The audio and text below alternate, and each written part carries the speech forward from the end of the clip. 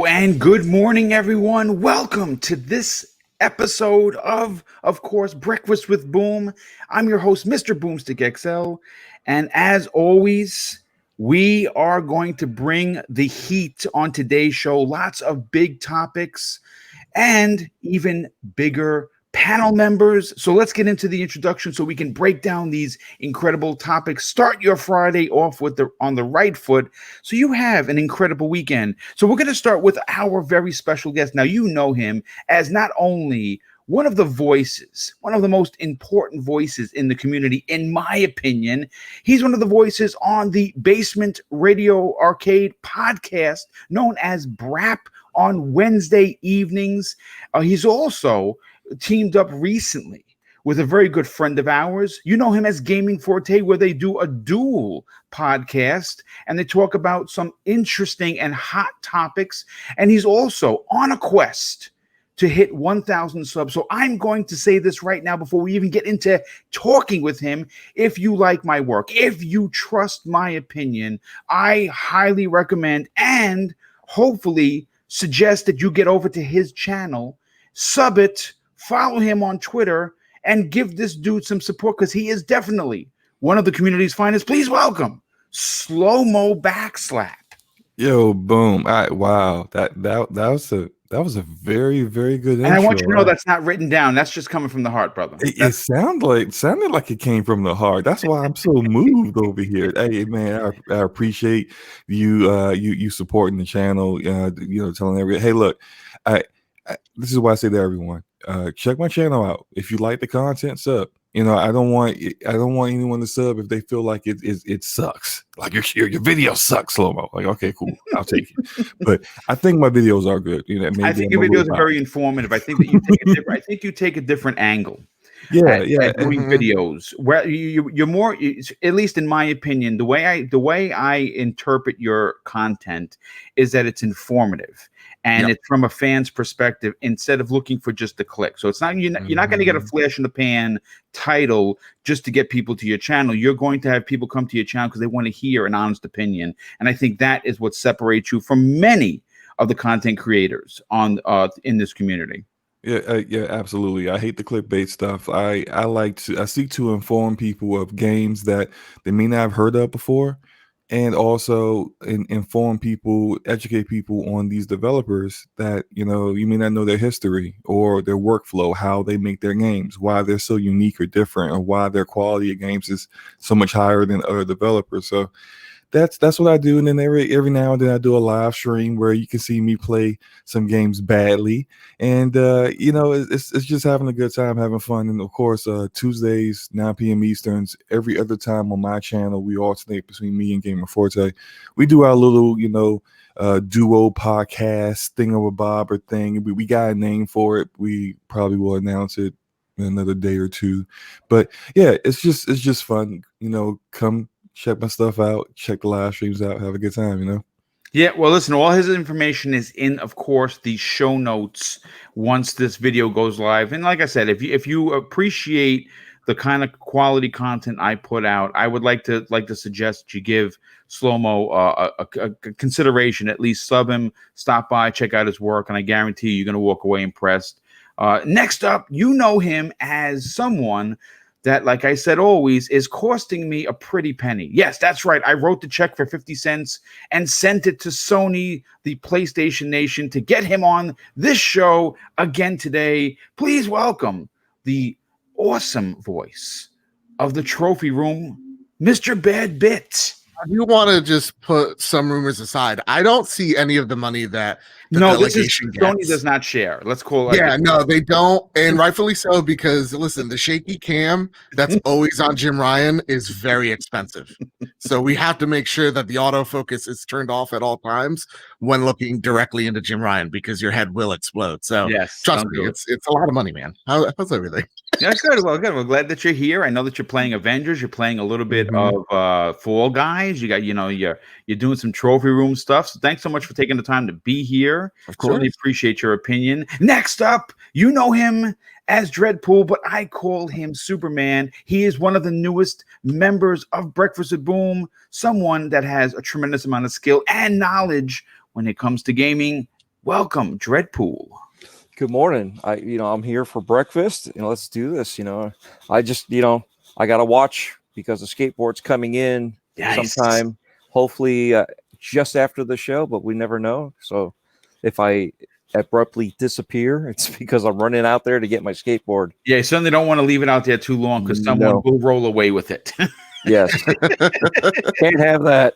Yeah, certainly not. Thanks so much for being here. And last, and no way least, one of the best voices in podcasting. In fact, I'm hoping that this is an audition for him to get hired for potentially working on Gear 6, one of his favorite franchises. Please welcome Crispy Bomb. Good morning, everybody. And I'm just sitting here chomping at the bit because I just downloaded Tony Hawk's Pro Skater 1 and 2, and I need that music to, need Sounds the music. really good. So Sounds I gotta wait. dope. So that nostalgia, baby, nostalgia. You know what? It's great. I'll tell you something. It's funny. Tony Hawk wasn't really a topic. I mean, we can kind of just jump into it for a second. It is getting incredible reviews. I've had a chance to play the warehouse demo. I have it downloaded as of last night. I'm ready to rock and roll with it. I know a lot of people in the community are maybe wondering whether or not it's worth a purchase. I'm going to say that even though Activision, part of the evil empire of corporations, we have to look past that for the quality of the game. It is an absolutely fantastic and well-made game. Unlike some of the Tony Hawks that we've played in the last couple of years, this is a return to form. It is an absolute classic and highly worth your time. Yeah, like I said, if you before you buy, try the demo. And try the warehouse demo, and we'll and you'll see if you're a fan of Tony Hawk 1 and 2. I think you're going to dig it for sure. But let's get into topic number one. But before we do, I have to thank BC all the way from Sydney, Australia. Well, thank you so much there for hanging out. He says after dropping an outstanding $5 super chat late here in Sydney, but thanks so much for all that you guys do. Hope all is well. Hope Jeff Keighley doesn't rock up Tokyo Game Show to downplay Xbox. You know what? It wouldn't surprise me, to be honest with you. I respect Jeff, but sometimes I just want to give him a big old wedgie. Isn't it always amazing? Like, did he say Sydney, Australia, or they say Sydney, Yes. Australia? Isn't that fucking wild, guys? You know what? It's I never really, get over that. I'll say this as a small show, and I consider this to be a small show. Some of the messages I've gotten from other parts around the world that they hear this show, it is the most humbling experience you could ever have as a content creator, to know that someone in another country very far away is listening to your show. I mean, that is amazing. Yeah. Real quick, our very good and generous friend of the show, Sin Vendetta, is not only here, but he drops a very generous $5 super chat and says, "Sigh, another Friday and another Friday without Series X and PlayStation 5 prices and pre-orders." Dude, man, we're going to be chasing our tails just like you are. You chase your tails and rip it off each other in Fall Guys, which is, I actually won a trophy. I mean, I won a crown doing that, which is pretty dope. Yeah, the stare down continues. It's just who's going to blink first? You know what? Again, let's get into the bits and bytes part of the show. Again, there's smaller topics that necessarily will not garner a very large conversation, but a conversation nonetheless. And what I want to do is I want to open up with the PlayStation 5 not having backwards compatibility for PlayStation 1, 2, and 3.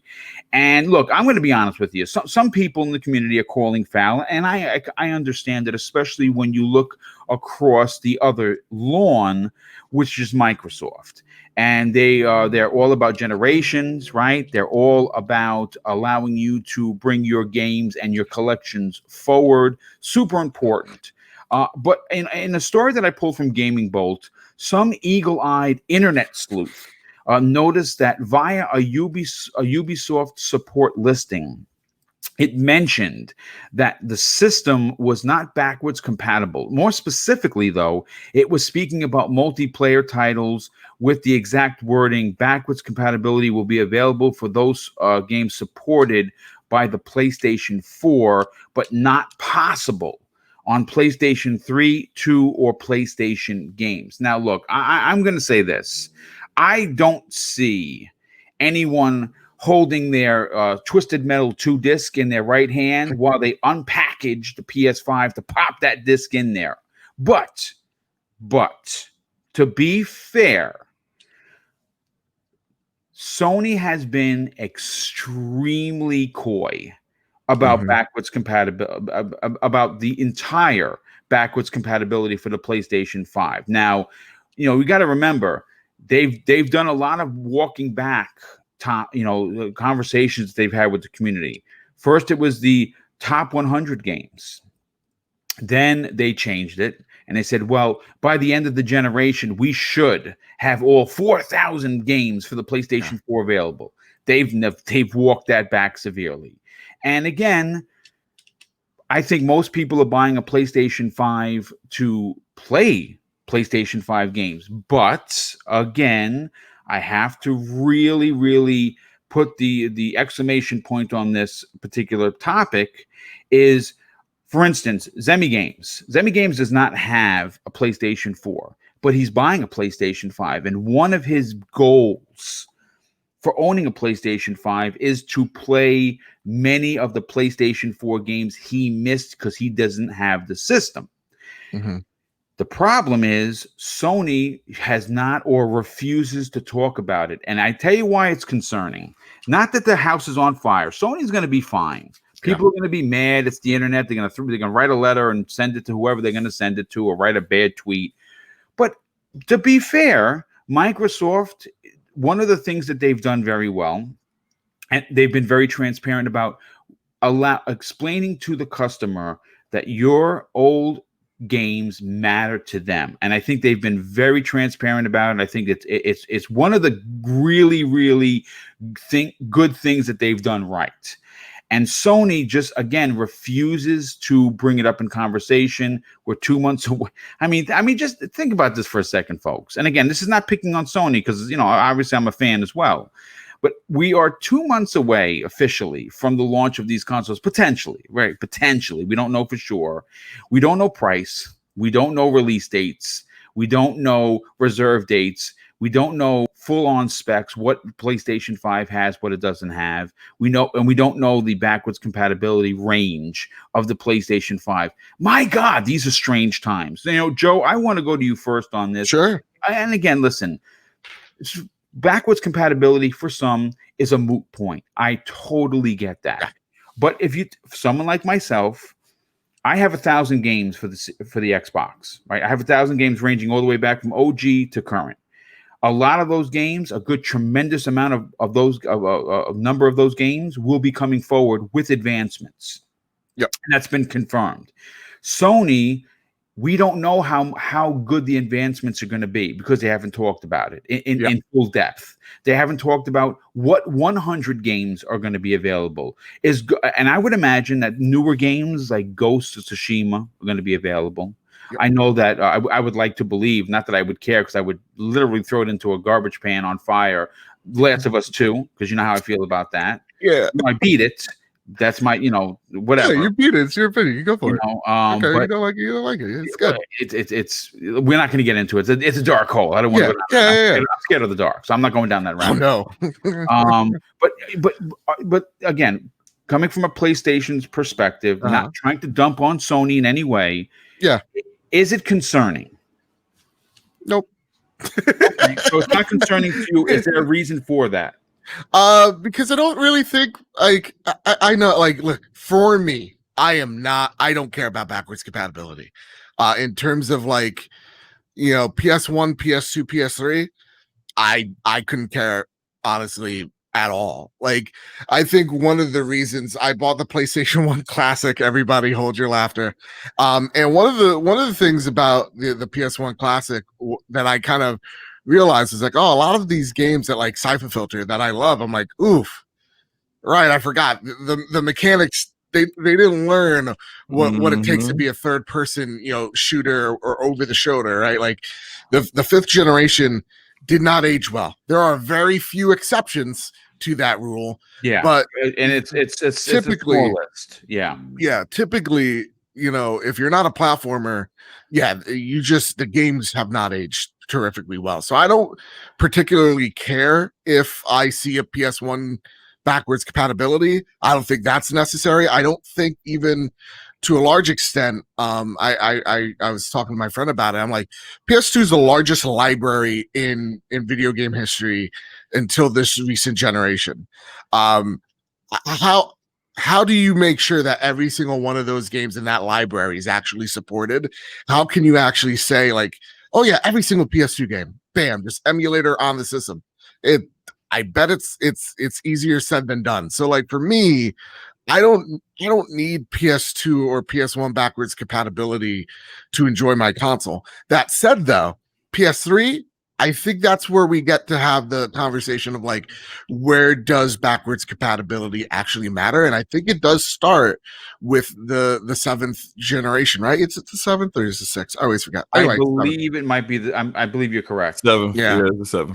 So like for me, I'm like, that's where things start to matter, because that's where we get to see the design of modern games, especially to the very end. Like you see games that we know for this generation, like Destiny, on that platform. So I think that's where backwards compatibility matters a little bit more. But I think where it matters the most is definitely this current gen that we're in. And not 100%, yes. Yeah, not just because we're in this generation and we love these games, but I think developers, publishers have nailed down what makes a good 3D experience for gamers and what makes a good first-person shooter, or what makes a good open world, I think. Yeah, sure. What makes a good open world game, RPG. I think this generation matters more. And I think the problem that we're seeing here is, like Jim Ryan has said, this thing's totally backwards compatible. Well, what does that really mean? And then you have, what's his face? God, he's gonna collect your ears. There you go. Him saying, 100 games will be boost. I don't know what that means, right? Like, it's concerning that I think the overall feel for me, as someone who does not give a shit about a backwards compatible anything, is that we don't know how. We still don't know much about these consoles. And I think that's the most troubling thing. And I know when talking about backwards compatibility, like me saying I don't care paints me into the Sony fanboy corner, but like I sincerely don't. I think the only game that I'm like, oh, I can still go back to that's in the 6th, 7th generations is Halo. And even then replaying it, I'm like, oh, I love the first Halo. And then walking out of Halo 1 and Halo 2, I'm like, I don't know if I should have played this. I get why the flood sucked. I understand now. So, for me, I take a look at what Xbox is doing and I appreciate it, because it's whether I care about backwards compatibility or not, there is at least a concerted effort to take the most popular games from the original console and then put them on the box, right? Like that, and then doing the 4K, the machine learned stuff. It really does help with preserving these games, and I think that's the most important thing for us as gamers walking into a backwards compatibility is like, how are we preserving these games? How do is it? And for me, it's not with making sure the system plays PS1 games, but it's putting digitizing PS1 games and putting them on that system, right? Digitizing your Xbox library, putting it on that system like Xbox has done. I think that does a far better job, because those discs, people forget, CDs do expire. Info does and will over time degrade on those CDs. So to me, I'm like, the best thing that Sony could do, in my opinion, is just throw them on to PS Now. We've seen that. I think it's like a couple hundred like PS3, PS2 games are on PS Now. I think that's the best way to go forward, because now you don't have to pay, $10 for Star Wars, Knights of the Old Republic. Now you pay $10 a month and you have the whole library of whatever PS2 game you want. That's cooler to me. But I think the real concern is we still don't know. We are going to go into what, the first full week of September, or is it the second? No, technically, yeah. I mean, first obviously, full week of September. Yeah. And we still don't know so much about this console. And that's what, hopefully by next week, we will know how backwards compatible it is. And I think when they talk about that, that's where it truly matters. That's where we'll actually see the guttural reaction of fans is that. And I think a lot of people were bummed out by the lack of PS2, PS3 backwards compatibility or hyping them up so much. But Mark Cerny even said in that March presentation where we all fell asleep, so I understand if you missed it, it's PS5, PS4. And I get it because the way the chip was, people were like, wait, they're saving PS2 and PS3 games. But that was never going to be the case. So to me, I'm just like, digitize it, you know? I'm sorry, that was a rant. No, it's perfectly fine. I mean, listen, it's an honest opinion. Real quick, Slow-Mo, I want to get to you, but let me catch up with some of these super chats. First of all, Smitty Smith, a very good friend of the show, but more importantly, a friend of the community, drops an outstanding $5 super chat and says, salutations, esteemed panel and chat. Let's all have a great show and day. Thank you, dude. And he says, the Book of X. Yes, we always bring in the Book of X and bringing us back to church where we belong. Sin Vendetta shows his very generous nature once again with an outstanding $10 super chat and says, one thing I'll give PlayStation for the PlayStation 1 and 2 classic games is the fact that they've added trophy support for those release titles, which is pretty awesome. And you know something? That's a great point because I've always wished that Microsoft, even if they cheaped out, even if they were like, okay, we're going to make 1,000. We're going to give, just a bunch of 50-point achievements for slicing a bread or cutting a person's arm off, 50 points. I wish they would do that. That would actually be kind of good. So that is dope. We have I Wonder Gaming, a very good friend of the show, drops an outstanding $5 super chat. Says, I have a lot of games. Many I purchased, some free with gold, and the remaining on Game Pass or game sharing. It's about time these games are coming with us. And I again, it's one of those opinions. Slow-Mo, listen, I think we can all agree that PlayStation 1, 2, and even if you want to go crazy and let your hair down, say PlayStation 3 games, maybe not at the top of the list for some. But with that said, if you take a game, and I like the angle that Joe brought up. He says, preserving the games. Now, as a diehard gamer who's been gaming for a very long time, I don't know if we're ever going to see a Ninja Gaiden Black, right? I don't know if we're ever going to see a game like that again from that character, from that universe, from that franchise. But I can go play Ninja Gaiden Black right now on my Xbox One X, and I want to be able to play it on my Series X, and it's going to load faster.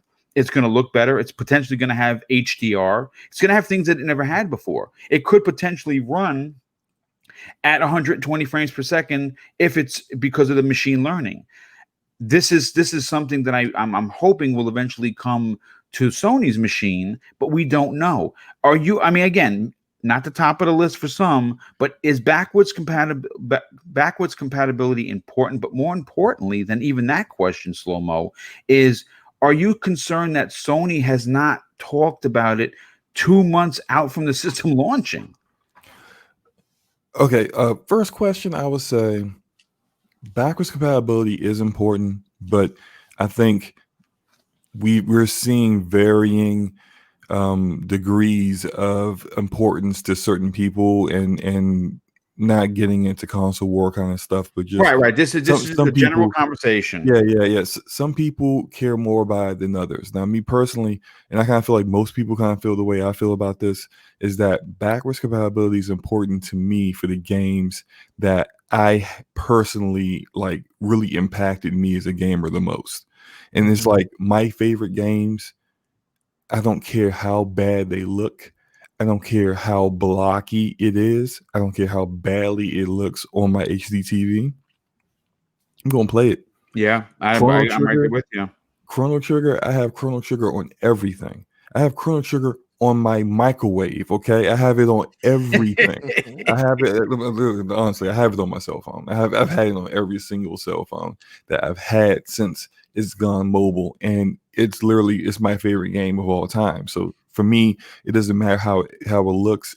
I'll be 80 years old and we'll be playing games in VR like Black Mirror, and I will still go find some old school thing to play Chrono Trigger on, because that's what that game means to me.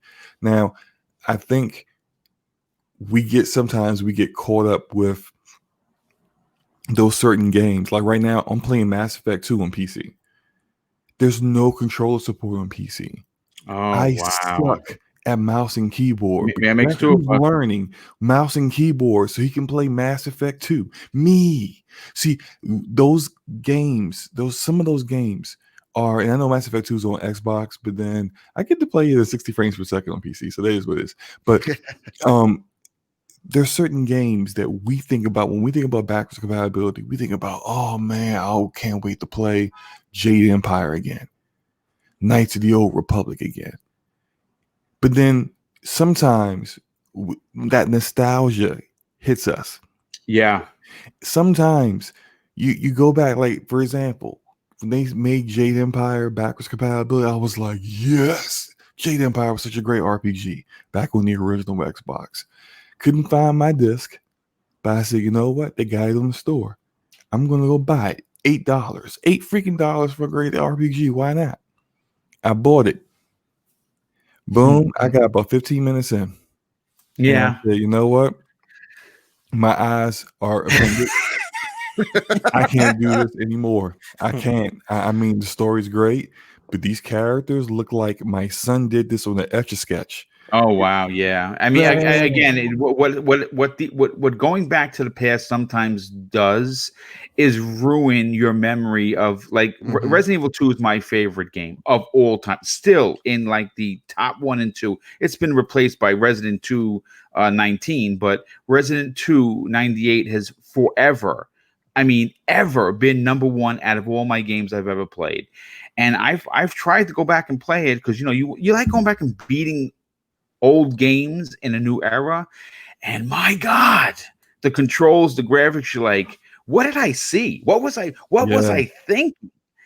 Sometimes I mean, even like going back to something like Dark Souls. Like I remember playing, like I was just like, because I got into the Soul series with Bloodborne, and so like playing Dark Souls 3, I was like, oh, this game fucking slaps.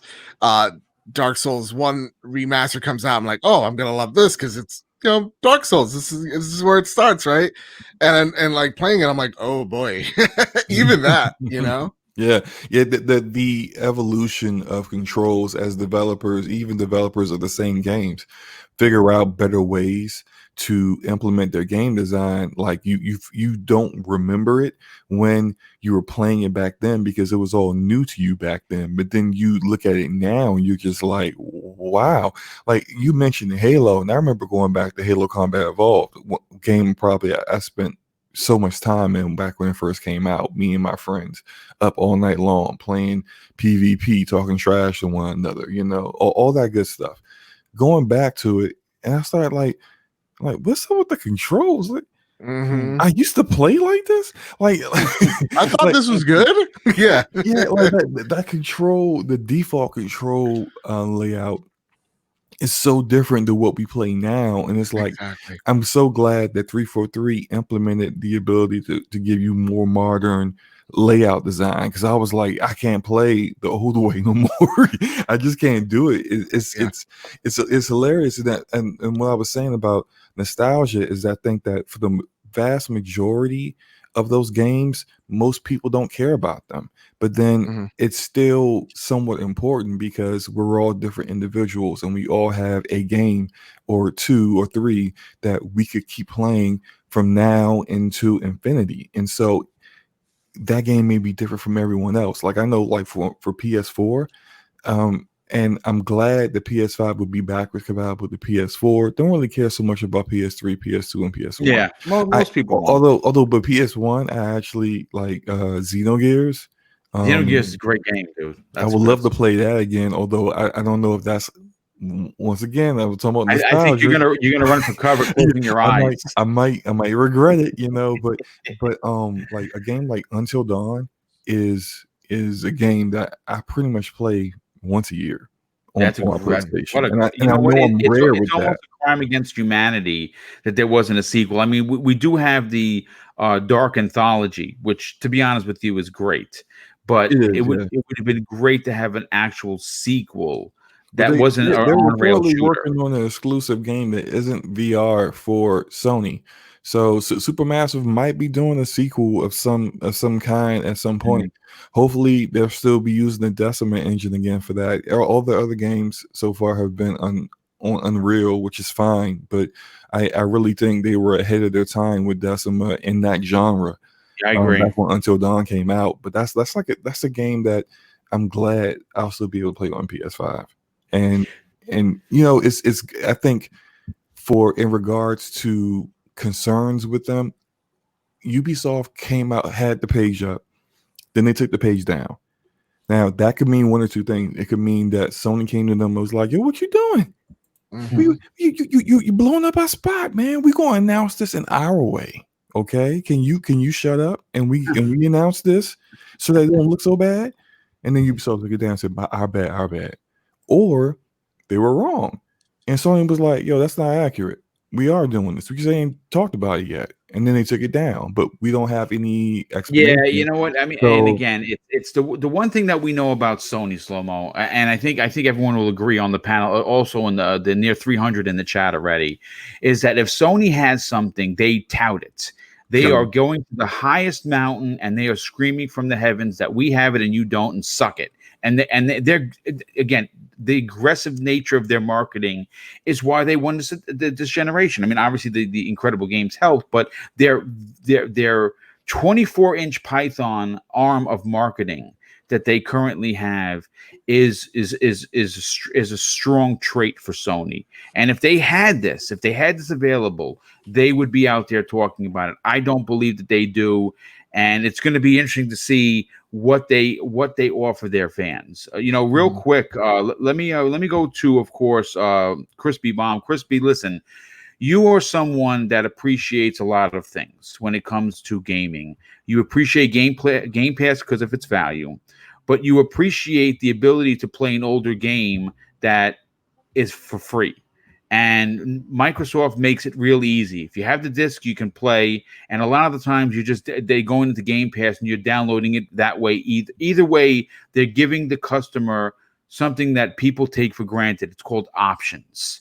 Something that Sony doesn't usually, it's not one of their strong suits. Let's call a spade, right? And it appears that their coyness on the subject, at least in my personal opinion, alludes to the fact that they're not concerned about backwards compatibility. Again, we know that some PlayStation 4 games are going to be available. I just don't know how many. What are your thoughts on this? I mean, number one, they've kind of already inkled to this because they care about generations. They want a new generation. So just to get any back compat at this point, you should be happy, because I don't feel that is in any way their focus at all. And clearly in what Microsoft has done, it's a lot more difficult than people make it out to be.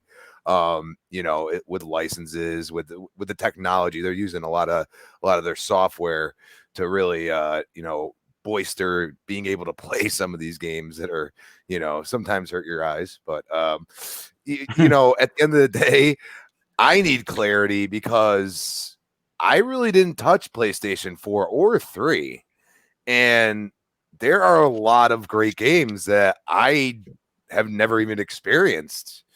You see, and I'm glad you said that, because you fall into the same boat as Zemi. Zemi missed out on a lot of the great PlayStation 4 games because he didn't have one. He had one early on. Financial things probably happened, or he just didn't enjoy the system anymore, like many people, and just had to get rid of it for whatever reasons he got rid of it. But if you talk to him about it, he says exactly what you're saying. He goes, "I'm buying a PlayStation 5 because I want the new tech. And I know that PlayStation is going to bring some good games, but one of the contributing factors is he wants to be able to go and play some of the older games, just like you." Exactly. And, my point is always, like, especially, the clarification on what they're doing with the PlayStation 4 titles, at least, it's a little confusing right now. It's one of those things where they've walked back, and this is coming from, PlayStation, or at least sites that really cover PlayStation. And it's a little strange. I feel like they want to have like the full library or most of it. And I feel like they almost don't have a way of doing it for some reason. It's just strange. I just, like you said, they usually, scream from the rooftop, "Hey, we got this." You know what I mean? They sure do. And they need to clarify. I mean, we are so close to this coming out. I mean, and I'm not talking about purchasing it right away, but my thoughts on purchasing it down the road. I want to be able to play it, even PlayStation 3 games. I couldn't afford a PlayStation 3 when it came out. That's why I was like, okay, 360, here you go, take my money.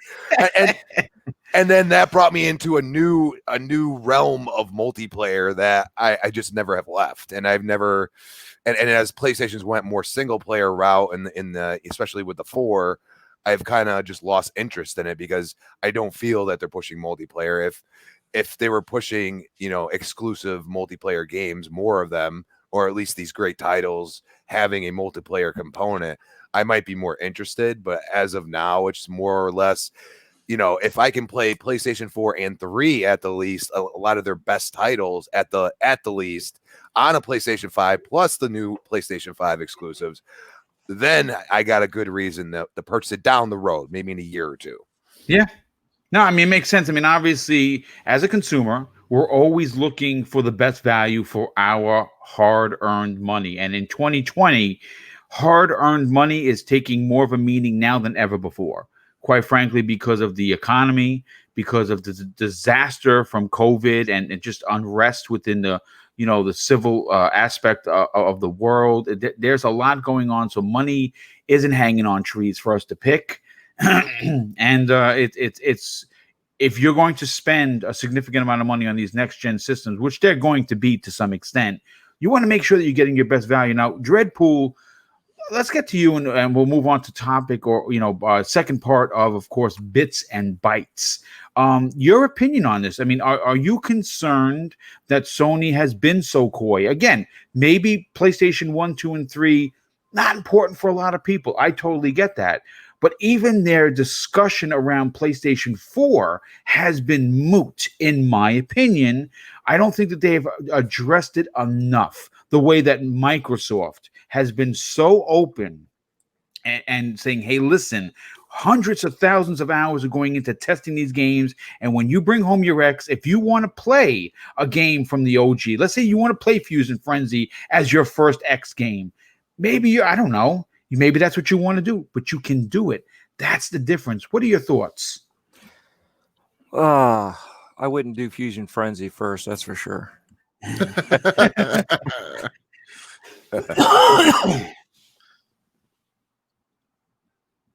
Up-res, all that stuff. But Dreadpool, your mic's keeps muting itself. Yeah, I was about to say that. I'm really scared. Where is he? He's being silenced.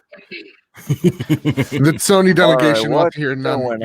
Yeah, Sony didn't like anything I didn't even say yet. All right, is that better? Yes. Much better. Okay. Yeah, I did not even have that page up. I was looking at a different page because I wanted to have my notes set up.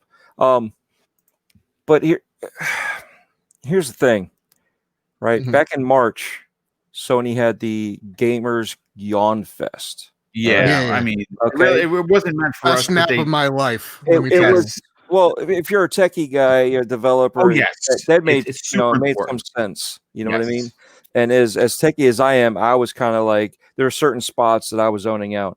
But I did catch like what Bad Bit said, that they showed the P with the PlayStation 3 and the PlayStation. There was space in there. Yes. You see, right. I'm glad you brought that up, Dreadpool, because yes, it appeared like they were going to put some extra stuff in there. And then the next slide they showed was another big old P with the PS5, the PS4 Pro, and the PS4. Yes. Okay. And I think what's going on is we're playing this memory game where we're combining the two of them, because I did see it on Twitter where someone took the other pieces and put them underneath. Yep. Okay, Sony never did that. It was somebody did that on Twitter, and I think that's where we're all getting it all mixed up, saying, "Oh, this is what's going on." However, here's the best part. They have a patent that was out in the 12th of July. Yeah, you sent that in the Show, DM. yeah, I sent this to you. It shows the PlayStation 2, the PlayStation 3, and a PlayStation 4 all going into one box. Yes. Okay. So it looks like, and this is just a patent. So obviously we know how patents are. It's just to cover your ass. I'm sorry, but it's what it is. You don't want your competitors to do what you're doing. So if they do it, you already have a patent on it. Guess what? Back away. You have to figure out something else. This is our thing. So this is possibly where we're all getting all mixed up. And would I want a PlayStation 1 game? Yeah, I want Siphon Filter, but I don't want to play it like Slomo said. When you're looking at Jade Empire, imagine Siphon Filter. Okay, we all remember what Tomb Raider used to look like when it first came out. It was horrible, right? So do we want to play it like that, or do we want to remaster? Okay, so when I've always said anything from last generation on back, well, pretty much last generation we don't need to, unless it's older or it needs an upgrade for controls and stuff like that. Anything like that back, remaster it. I got no problems. Just remaster anything that we have this gen should automatically just go up and let the consoles that we have now do their work and make the magic happen, so it's all good to go. Here's the other fun part. PlayStation did say that they are ready to support the top PS4, the top 100 PS4 games, right? Right. And then they went blank. But guess what else? They also said that the PS4 titles after July will be required to be PS5 compatible. Right. People keep forgetting this stuff, so there's a lot of these little details, and for me, I heard on your Primetime Gaming with Mag, how he was playing and his son saw the game and he was like, "Dad, can I play this?" And he's like, whoa, let's start from the beginning. And he had the original trilogy, so he was able to play Uncharted from the first one all the way through with his kid. I don't know how far they got, but that was part of his story. So I'm still doing something similar with my daughter.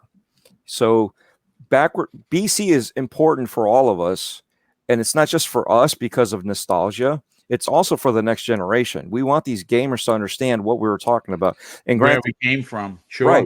We're talking about Pac-Man. Pac-Man doesn't look bad because it's just Pac-Man. But when you start talking about some games like we just mentioned, Tomb Raider, KOTOR, you know what I mean? You start going through the list of the first style of 3D games. They were horrible. Yeah. Right.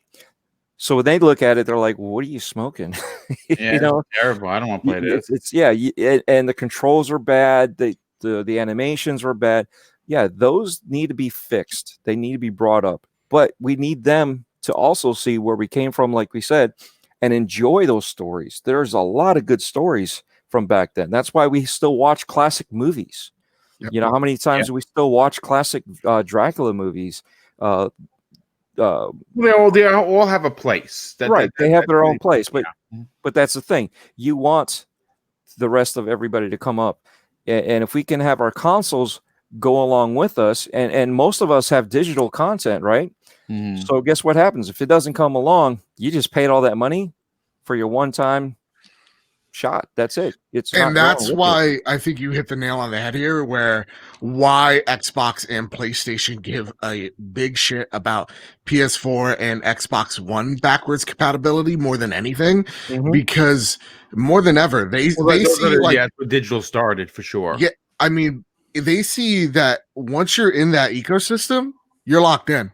Yeah. So as much as I talk shit about Apple being a dumb company, especially when it comes to certain things, they know that I have spent, well, for me, this is a lot of money because I don't spend a lot of money on apps, but I spent hundreds of dollars over my tenure with Apple, buying all sorts of stupid apps, right? They know that if I leave that ecosystem, all that's gone. Yeah. So I'm unincentive to go over and switch to Android, because if I do, all my digital content's gone.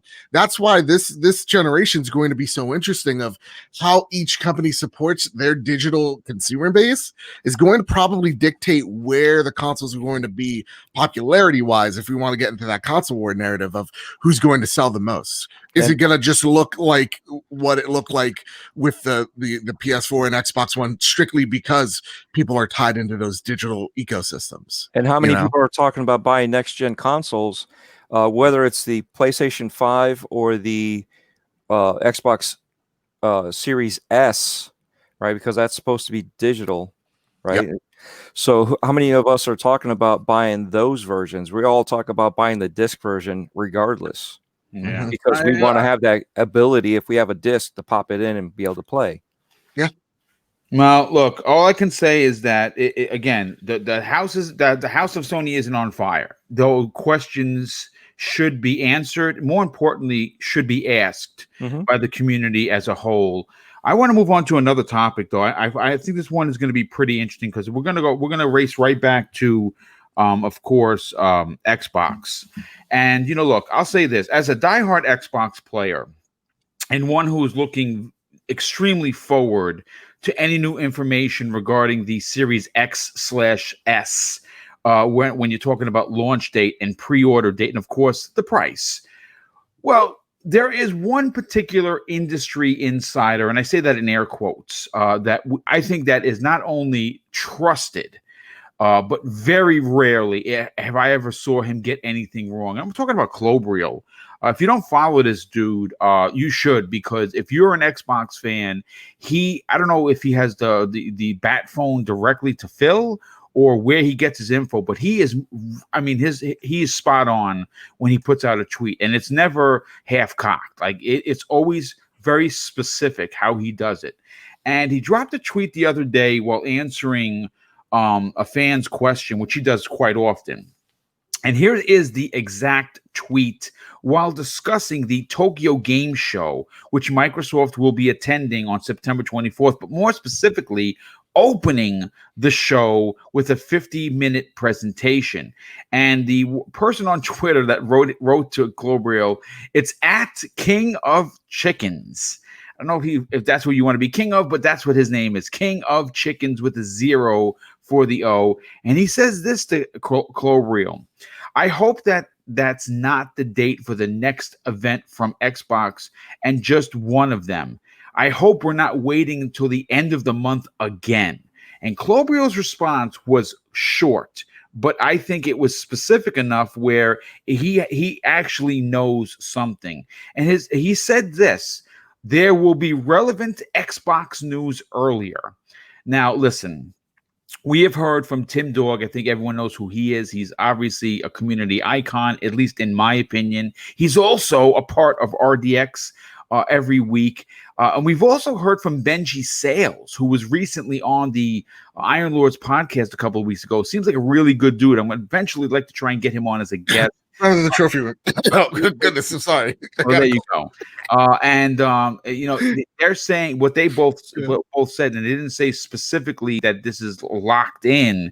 They did seem to agree that the week of the 13th was a potential week for some big Xbox news. Now, the question, though, that I think everyone is going to be asking is this going to be a pre-recorded event? Is it going to be a 60 to 90-minute show? Or is this going to be some information that Microsoft releases via YouTube through Digital Foundry once again, or / Austin Evans? Those two chaps had the privilege of breaking down the Series X, and they released their videos at the same time. I've watched them numerous times. Very, very interesting stuff for sure. And I'll go to our guest, Slow-Mo. This obviously the Tokyo Game Show has been already poo-pooed as don't expect anything big, especially because they said no next gen announcements. I still think that there might be something there in regards to maybe, and again, this is just complete speculation on Boom's part. Wouldn't it be the proper location for Microsoft to announce a Japanese studio they either acquired or built from scratch, kind of like the Initiative? I mean, it seems right for sure. Is it going to happen? Well, potentially not, but it's good to dream. But when you hear Klobrille talk about that there's something coming earlier than Tokyo Game Show, are you in the agreement of maybe next week we hear something? I mean, it's definitely a possibility, and I actually hope we do hear something. I would love to hear. I think everybody's frustrated as hell. Yeah, I would love to hear price. That would be great. But you know, it is what it is. Everyone wants to hear that. In regards to potentially a new studio, that one they've mentioned multiple times before, they want to get a Japanese studio, and I think that's something that's really important for their portfolio. If you look at Xbox Game Studios overall, and I did a video about their acquisition pitch to developers, independent developers, to get them under the XGS umbrella. Yes, The pitch is that you get creative freedom and that we are hands off with you. You can your studio identity and culture doesn't change, and I think that's really, really important when it comes to Eastern studios potentially being acquired by a Western company, that their culture doesn't change, that how they choose to make their games and what's important to them remain the same.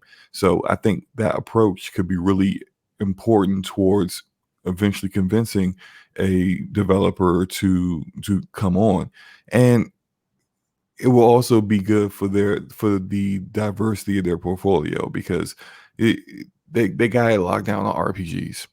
They got first person shooters. They got third person shooters with Gears. Yeah. You got racers. You got, all kinds of weird stuff that whatever Compulsion is going to do. What you need is something that actually resonates with the Eastern audience. That's the only way you're really going to be able to make any inroads in that region anyway. The reason why they don't like you is not just xenophobia, it's because your games don't relate to them. Correct. And so when you get a studio that makes games that do relate to them, then you have an opportunity. They used to do that with the 360. Remember Blue Dragon, Lost Odyssey. Oh my God, so good. And they still have those IP. So like they could acquire a studio, have them work on a remaster of like Lost Odyssey while also working on something original and brand new.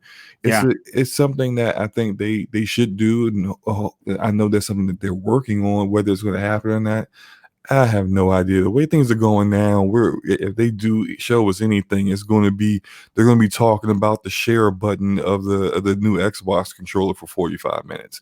It's just like, it seems like both these companies want to give us the smallest amount of information and then just stare blow down. it up. Like I said, it's getting a little long in the tooth. And I really almost feel like it's going to end up being kind of like one of those Apple launches. And if you know what I mean by that is that when Apple releases the iPhone, and they usually do it around this in September, but they delayed it due to COVID stuff. But usually what they do is that they say they let you know a week ahead of time, hey, we're going to have an event for iPhone this Friday. Come check us out. And then they have the event, and then they show you the new iPhone, which is like pretty much no different than the old iPhone. I'm not going to do iPhone slander right now, but seriously, it's like no different. I mean, it's outdated technology. It's no different than the last phone, but everyone gets all crazy. Okay, all right, look. But then they say it's coming out in 2 weeks, 3 weeks. Yeah. Pre-order now. It breaks the internet. Yes. Here's the price. They let you know all that information, and then within a month, they have released the phone. And I kind of wonder if both Microsoft and Sony are like, we could probably do that and still sell out our first They're going to sell shipments. out the first shipment. I think they're going to sell out every shipment until the end of the year, whether that's 1, 2, or 10. I think that both consoles, because listen, I understand, again, the finances of this year, not so good. But people have been saving for these consoles since last year. I'm one of them. And I think that a lot of people who really want these systems already have the money. They're just, a perfect example. a good friend of the show, Sin Vendetta. He's been saying in the last couple of shows, I have $1,500 and I want to give this money to them. They won't take my money. Yeah, it's. I feel like a month ago, I didn't think this was possible. I really didn't think that they would wait past We know what it is. August. We're older. We've never seen this. Is a new uncharted territory for us. We've never seen a release, a launch release like this. Yeah, but now I feel like now if Microsoft said, you know what, screw this, tomorrow we're telling the price. I think Sony would tell their price on Sunday. Yeah, yes. But because neither one of them want to do that, they're gonna make us wait until like October-ish or something, or whatever it takes, whatever they feel like is the end time to where they absolutely have to get pre-orders out. That's when, okay, we can't wait any longer. Drop the price now. But that could be 3 weeks before launch, a month before launch. It's really like that now, and it also gives them just more opportunity to continue to keep, building the number of units they're going to have available, and being able to take more pre-orders in the later that they wait. So I wish I could say that. I know, because I know Sony's doing something next week too, but I wish I could say that we're going to get something from them that's going to be substantial. But as of now, I think everything they're doing is just fluff until the other person blinks. Yep, I agree. You know what? Let me bring Joe into the conversation. But Joe, before I do that, let me get these outstanding super chats. First of all, Sikio Yumi drops an outstanding, very generous $2 super chat and says, reveals at Tokyo Game Show Phil was traveling to Japan often. Yeah, he's been making the rounds. That we know for a fact that he's been there over 18 times in the last 2 years, 2 to 3 years, making these deals. There's something going on there. I personally would love to see, this is just me, as great as it is to say we bought studio whatever, personally, how I would love to see Microsoft handle this, and this would be the most professional way possible, is to build a studio in Japan from the ground up in the same vein of the initiative, meaning that they would go out, they would build a foundation with some very, very influential Japanese developers that they've either worked with in the past or they're working with now. And you build the ground floor with these folks, and then you start bringing in the talent from other studios. I think that if they could grow the roots that way, there's a chance for that studio that's going to be in Japan, that's going to remain and use the culture that they're used to, build something special for the Xbox. That's how I would do it. I don't know if that's how Phil's thinking. But I think that is, you, instead of just plopping a tree in the middle of the road and saying, okay, tree, do your thing. I like the planting and the fertilizing and watching it grow into something special. That's what I'm hoping that they do. JD Gamer, a very generous friend of the show, drops an outstanding $10 super chat and says, the start of a new generation is the height of importance for BC. I agree 100%.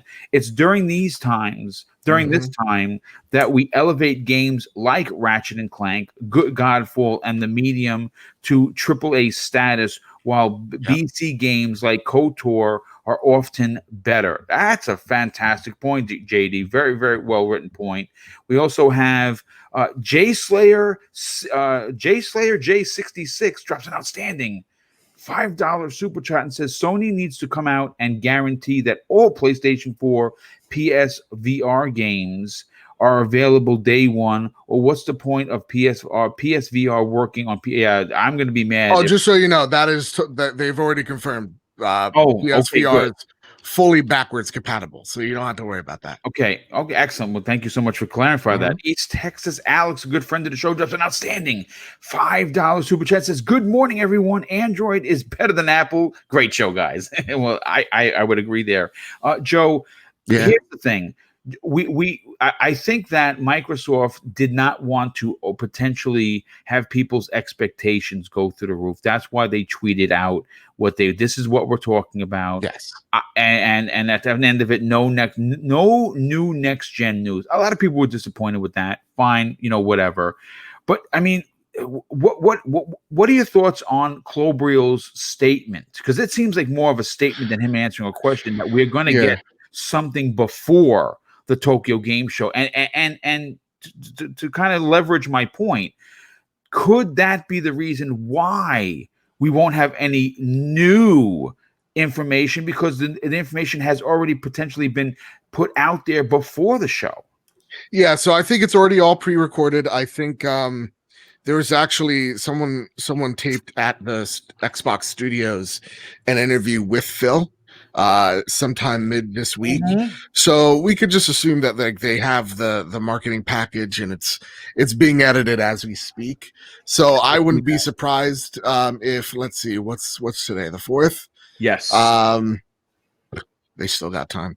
So like I would say the 14th, 15th, around there. Oh god. Mid September we're gonna see whatever this next gen Xbox looks like. In terms of Xbox Japan, don't have any expectations. It's not what anyone thinks. It is going to be pretty much them still propping up some of the JRPGs, Yakuza and all that that they've already shown off, maybe one or two extra games here or there, but it's not the biggest presence in the world. So much so, like Xbox Japan even stated, we're celebrating Japanese game creators and games, updating on Microsoft's Flight Simulator for PC, Japanese Minecraft community creativity, showcase broadcasted only in Japanese. Yeah. So if this was big, this would have been, for languages as well, for sure. Yeah. So it's not big. I don't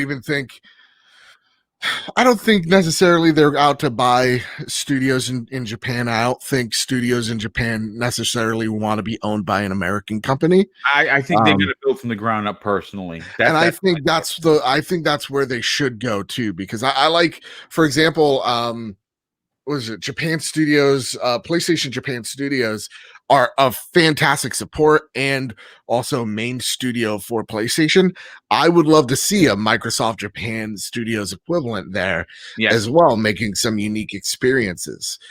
So for me, I don't see this as the biggest deal, but I do see what Klobrille says, and I will just reiterate: no one knows exactly what's going on.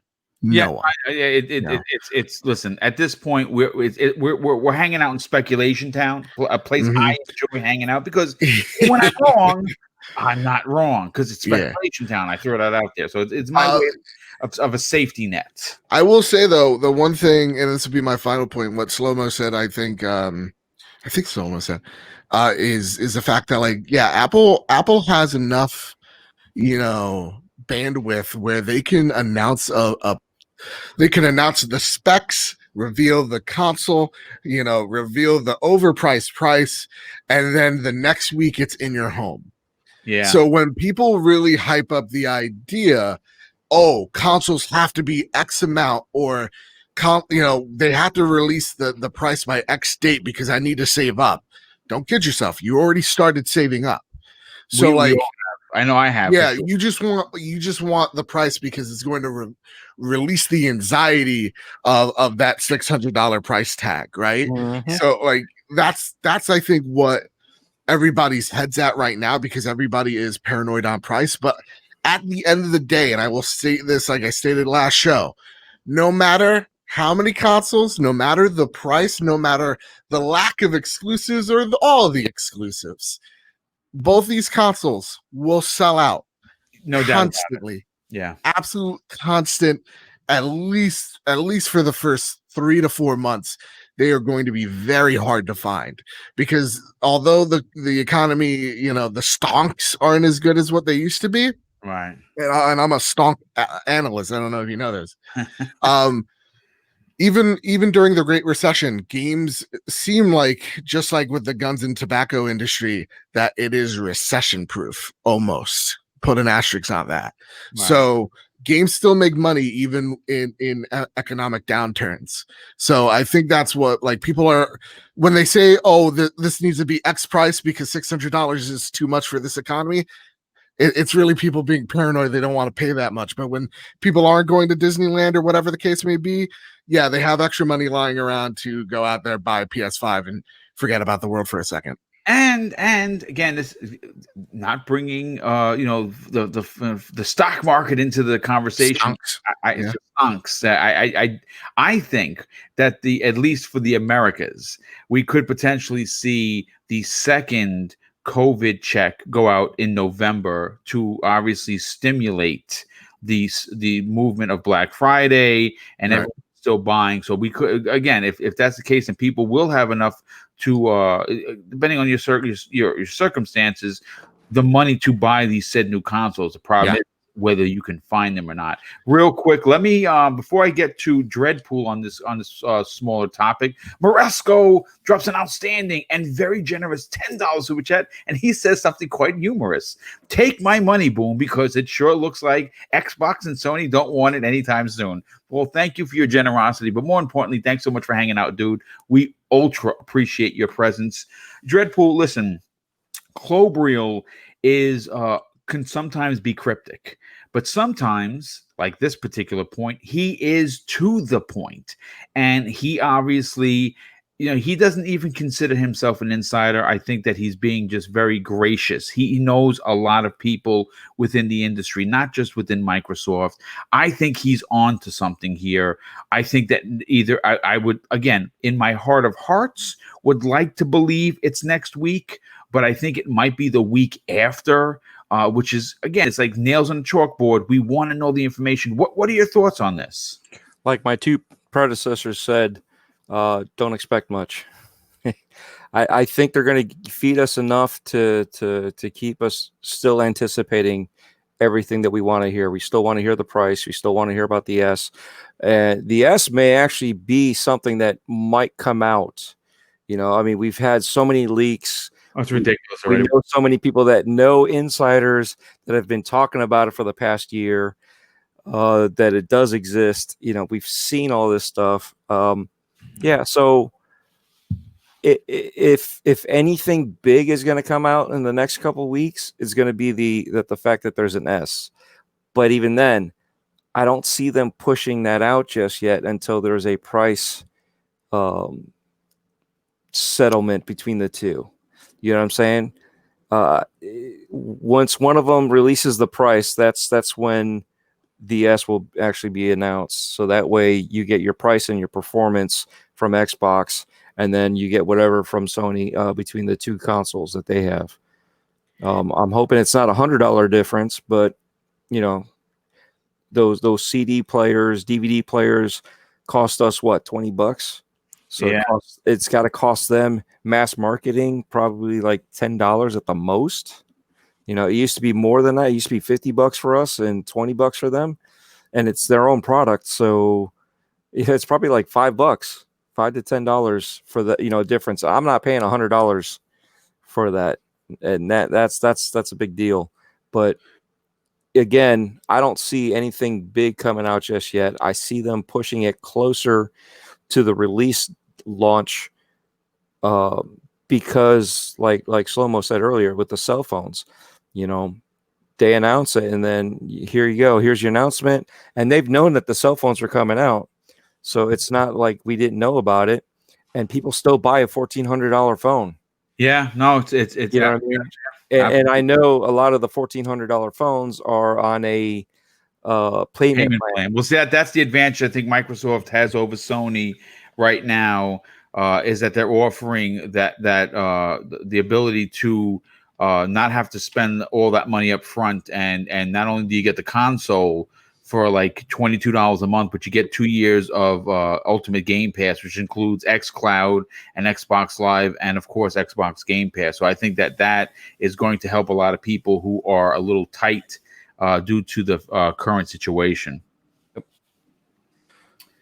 Well, I mean, listen, great point as always. You know what? Why don't we do this, Crispy? Why don't you close out this? Obviously you are on the Twitters, like the kids say, and you keep your ear to the floor Klobrille, I think, is onto something. And obviously, I'm happy to know that he's onto something, because I originally thought, man, if they wait until the 24th, I'm going to be pissed. What are your thoughts, dude? Oh, we need something at this point. We've been really chomping at the bit, and we've had both companies at some point say they're going to have multiple events, and we're just not getting anything lately. I miss E3. I really do. It was so much simpler then. It really was. As far as a Tokyo Game Show, I'm in the belief that they're really going to push xCloud big time. Very mobile market in Asia. That's going to be a big push in Japan. Japan for sure. It is. Korea and Japan, it's already a tremendous success for them, and those are markets they failed. So I believe that is a big part of it. Oh, absolutely, and I think they're really, just by them, only broadcasting it in Japanese and probably in the other markets their language. I would bet that you're pushing something, whether it be games that are going to come to that, or just pushing Game Pass and xCloud in general, because at the end of the day, I mean, subscription services can work, especially in those areas. The games they play are a lot different than ours. I would expect at some point we'll see some kind of studio be built out there. I'd love to see that, man. I think that's the way to go. And it might not be necessarily in Japan. It could be in South Korea or something like that. You never know. But I definitely see something like that happening. At the end of the day, if we hear anything, at least you could just announce the Series S. You know what I mean? Because it's already been teased enough. You kind of did it yourself. I think you did it on purpose. Just be like, hey, yeah, it's real. Okay, people, relax. But we still just want the full on, reveal of it. And then if you're not going to show us the price, then just whatever, dude. Like at this point, I'm not surprised by anything anymore. All the old console generations, just throw them out the window. They're done. What they've done before. And that's why I'm a little concerned about the way PlayStation goes about things still. They still seem a little behind in their thought process. I guess that's just the way it's going to be for now. But, Microsoft's like, no, we are not going first. And I listen again.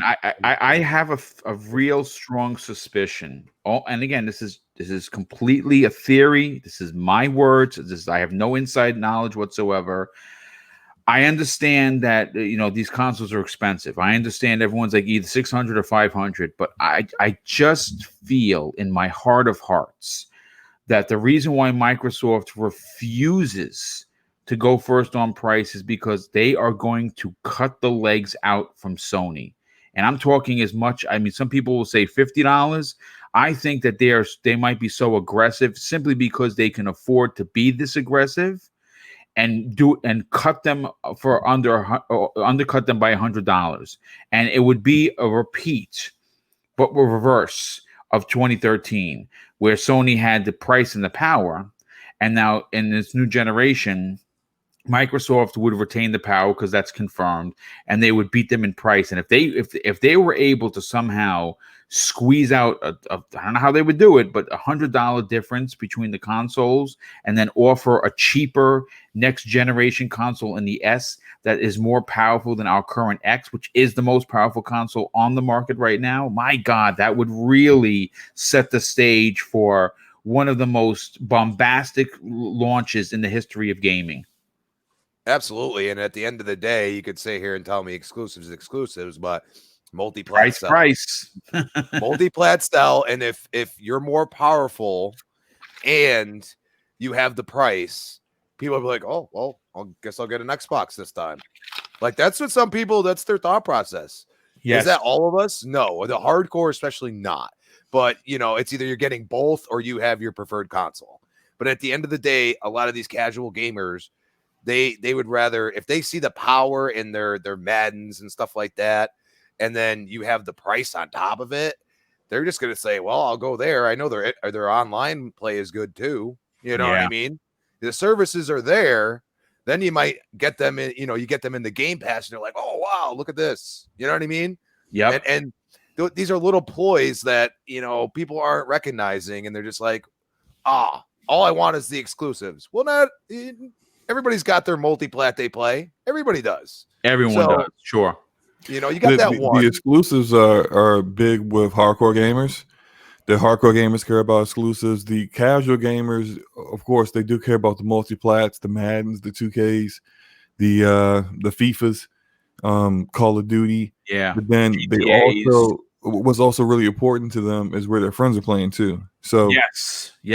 If their friends are on PlayStation, they're probably just going to go to PlayStation, whether they even care about the platform or not, just because their friends are there.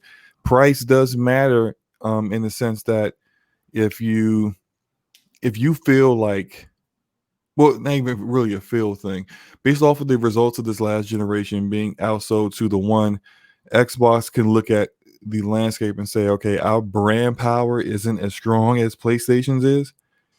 If we go at a lower price, despite being more powerful, I mean, essentially, that's a big part of the reason why they were outsold this generation, is that they had that Connect that was like an anchor to the Xbox One, where price was at $500. Sony was slightly more powerful and came in at $400. Yep. It was a done deal before the console even released. Yep.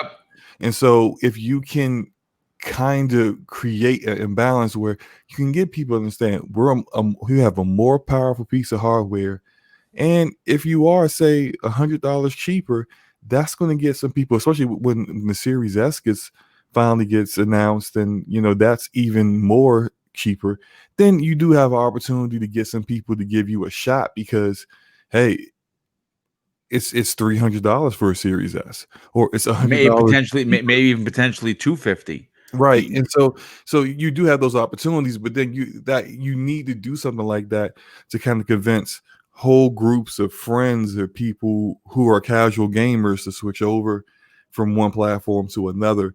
Now, will they be able to do it or not? I mean, we don't know, because we don't know the prices yet. But I do think the part of the reason why they haven't announced prices yet is that both Sony and Microsoft believe the other might go $600. Yes. Yep. That's a good point, dude. $500, and so they're kind of like, they don't want to come out and say we're $500, because then if the other one was going to, but damn, we were going to go $600, but since you went $500, we're going to go $500 with you. They don't want to miss out on that opportunity to undercut that, because and, go ahead. Sorry. The one thing that I think a lot of people forget is that, what is Microsoft? When I hear undercutting this, undercutting that, what is Microsoft, the brand and their mission statement, right? They're a company that specializes in what? Services. Mm-hmm. And so when Satya Nadella sat Phil Spencer down and goes, what is the future of Xbox, and how can we make this company fit into the overarching brand that is Microsoft? It was not about a console. And that's why I always try to stress, it's the idea of having to undercut this or that.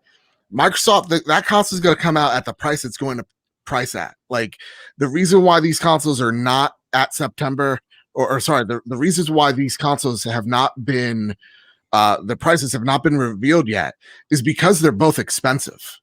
That's why. And they're one or the other will undercut. Microsoft doesn't, not to say, lack of better words, doesn't care if you're going to buy the Xbox or not. They want you on Game Pass, because that's what's going to be fitting in their portfolio for the long run. So whatever gets you into the Game Pass ecosystem, that's what they want. So they're giving you this power narrative. Sorry, I hate the word narrative, throwing it out. They're giving you power with the X, and they're giving you options with the S. That's what they're all about.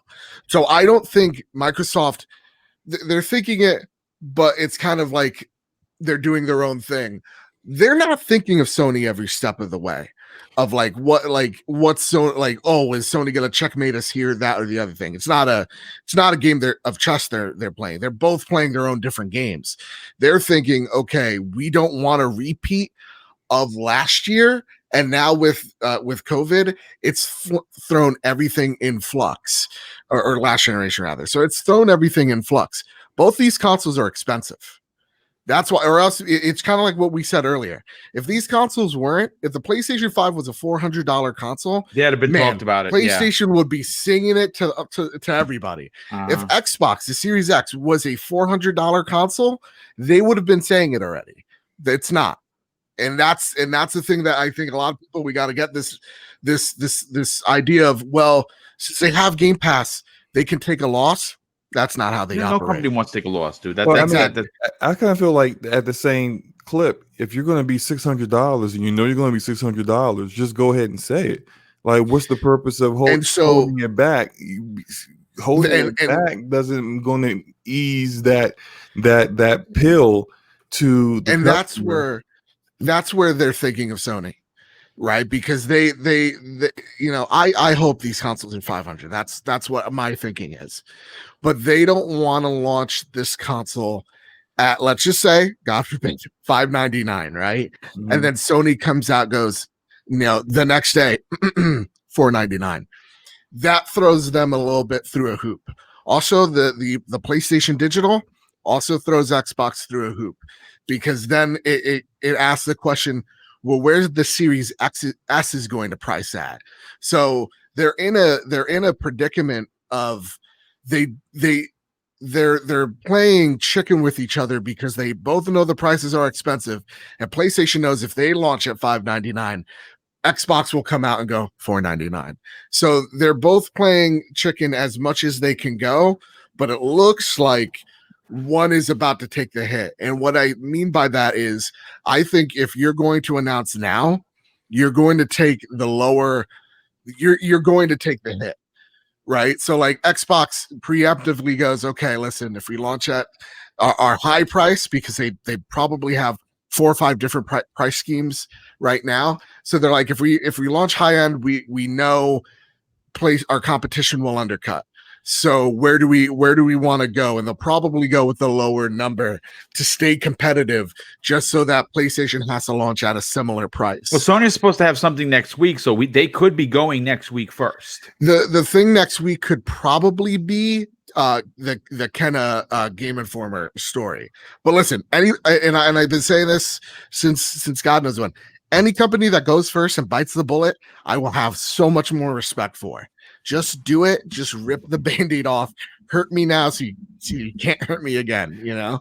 Yeah, I mean, listen, again, great conversation. Certainly one that was worthy of the time that it took to start to finish, because obviously it's a very highly talked about topic on, of course, the social media sections of anywhere you go, whether that be Twitter, whether it be Facebook, whatever. Everyone's talking about this, and I'm glad we could give our opinion. But what I want to do is I kind of want to drop this into a lower gear, and I want to go into the next topic, because, you know, if there's one particular game, and I know I put this in here specifically because Slow-Mo was on the panel, that every fan of, regardless of shape, size, gaming cred, or whatever console you support, has been asking for, is BioWare's Mass Effect Trilogy to be remastered. And thanks to someone that has taken the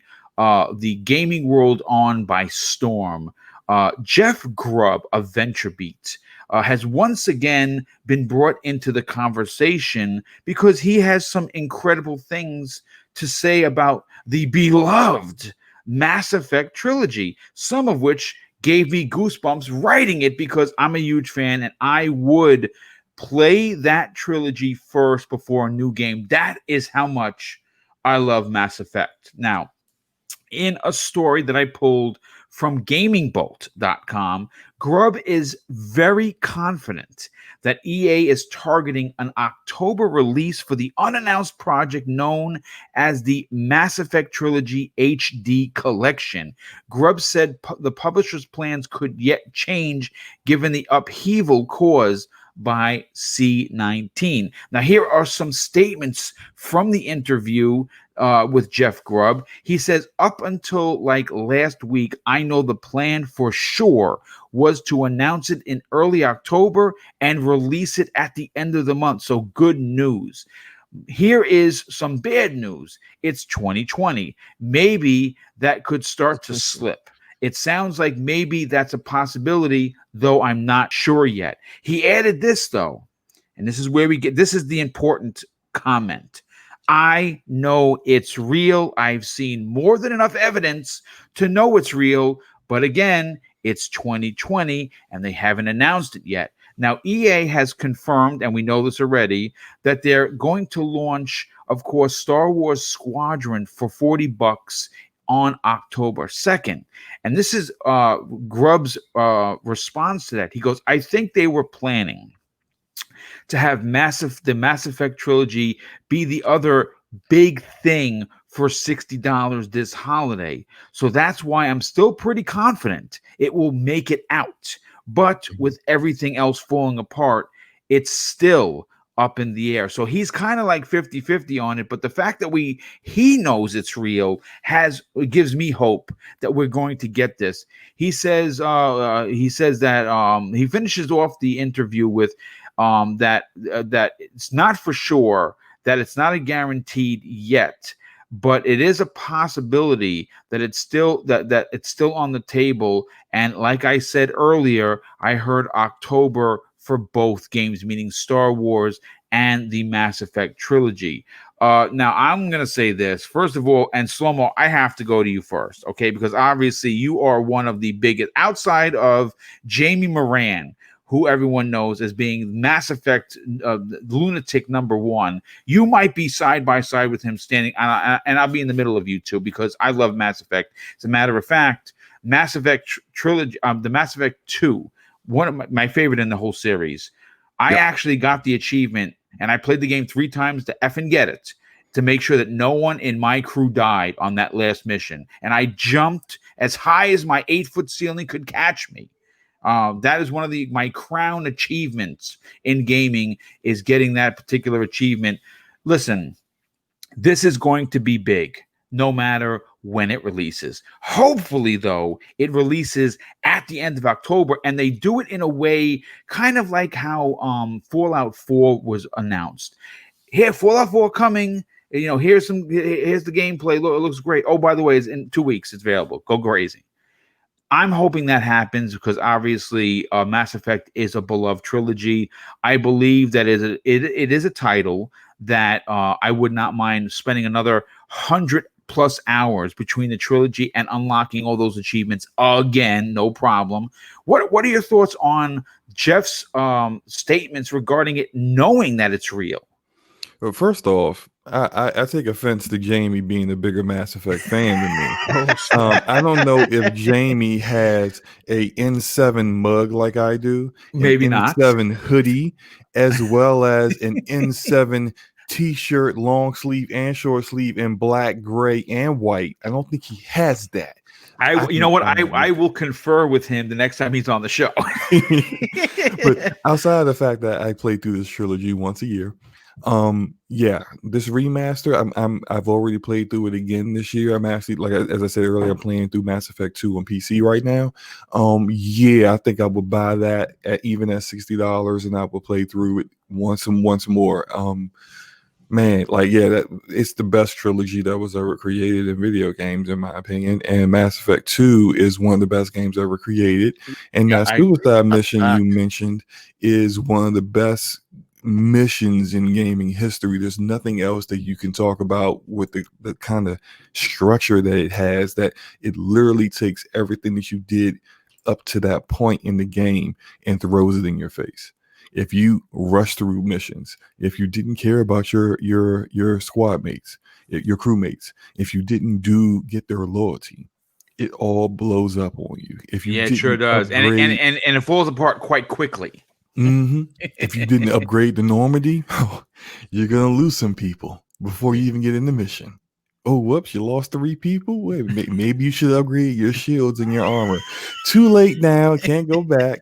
Go ahead and do that mission, buddy. As the great and late Richard Pryor would say, tough titty if you didn't do it. Right. And then you could get everyone's loyalty, but then get into the mission. You gotta make some really tough decisions. Like, okay, who do I use to release the valves to allow us to go through these doors. Who's the right person for that? Who's the right person to do the biotic bubble on that section? Sometimes you can get tripped up. Some people will step up and say, I'll do it, and they ain't the right one for the role. Who's going to hold the door? Who's got the skill set to lead the second group as you're the distraction to keep them from getting killed by the swarm? It's so good. It's just so good. There's so many variables to take into to think for a second, Slow-Mo, that they were that forward thinking of all of these variables. Who were it's a calculation I would not want to be a part of, because it seems like you'd have to have a brain bigger than a Sentinel. You know what I'm saying? So I'm just happy to know that there is an opportunity to bring an old classic like this trilogy back for potentially gamers who might have missed out on it. Yeah, and that's the thing, is that I think I hate seeing remasters of games that only came out, say, a few years ago. Yeah.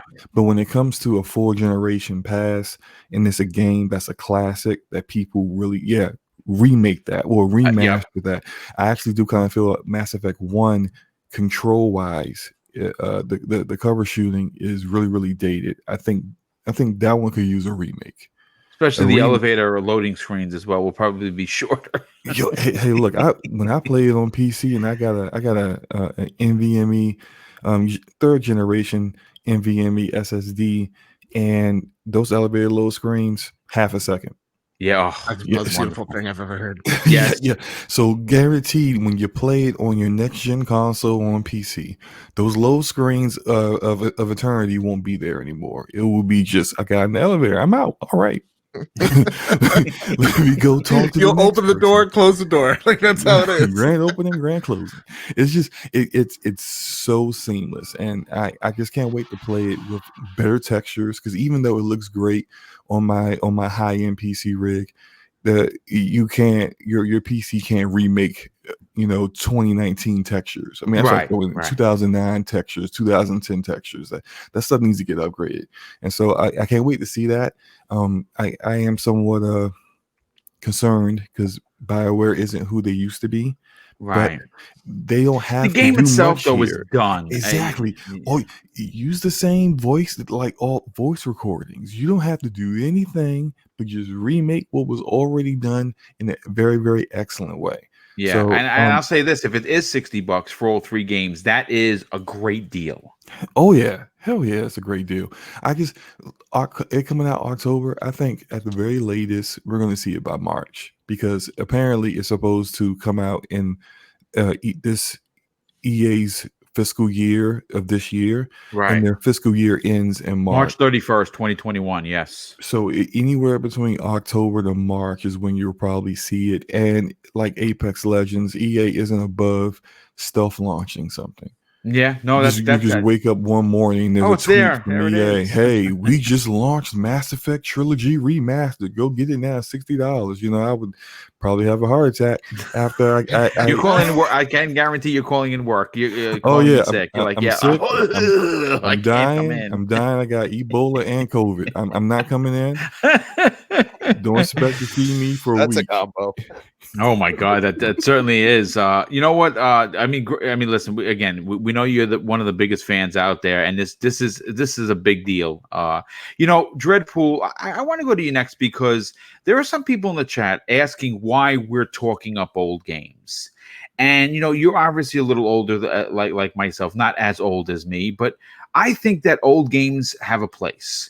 Now, if it's not for you, because there are some people, like, for instance, a good friend of the show, Randall Thor 19. Now, Randall Thor, the man with $1 million, we know his stance on old games to play on new consoles. He poo-poos it. He snubs his nose at it because he doesn't want to play old games. I get his point of view. But my point of view, and I'm interested to know yours, is Mass Effect, this trilogy, is more than just something special. This is, in my opinion, on the level of a Star Wars related event. That's how important I believe this franchise is to gaming. Now, has it been the same since the trilogy? The answer is no. Andromeda was not a great game. It was barely a good game, but again, that mileage will vary depending on who you ask. Yeah. But this trilogy for $60 remastered to play on your Xbox One X and your PlayStation 4 Pro, of course, the vanillas as well, is a path I'm willing to take, and I'm willing to put off new quote unquote titles to play this game. What are your thoughts on Jeff's statements that this is basically confirmed? They just haven't announced it.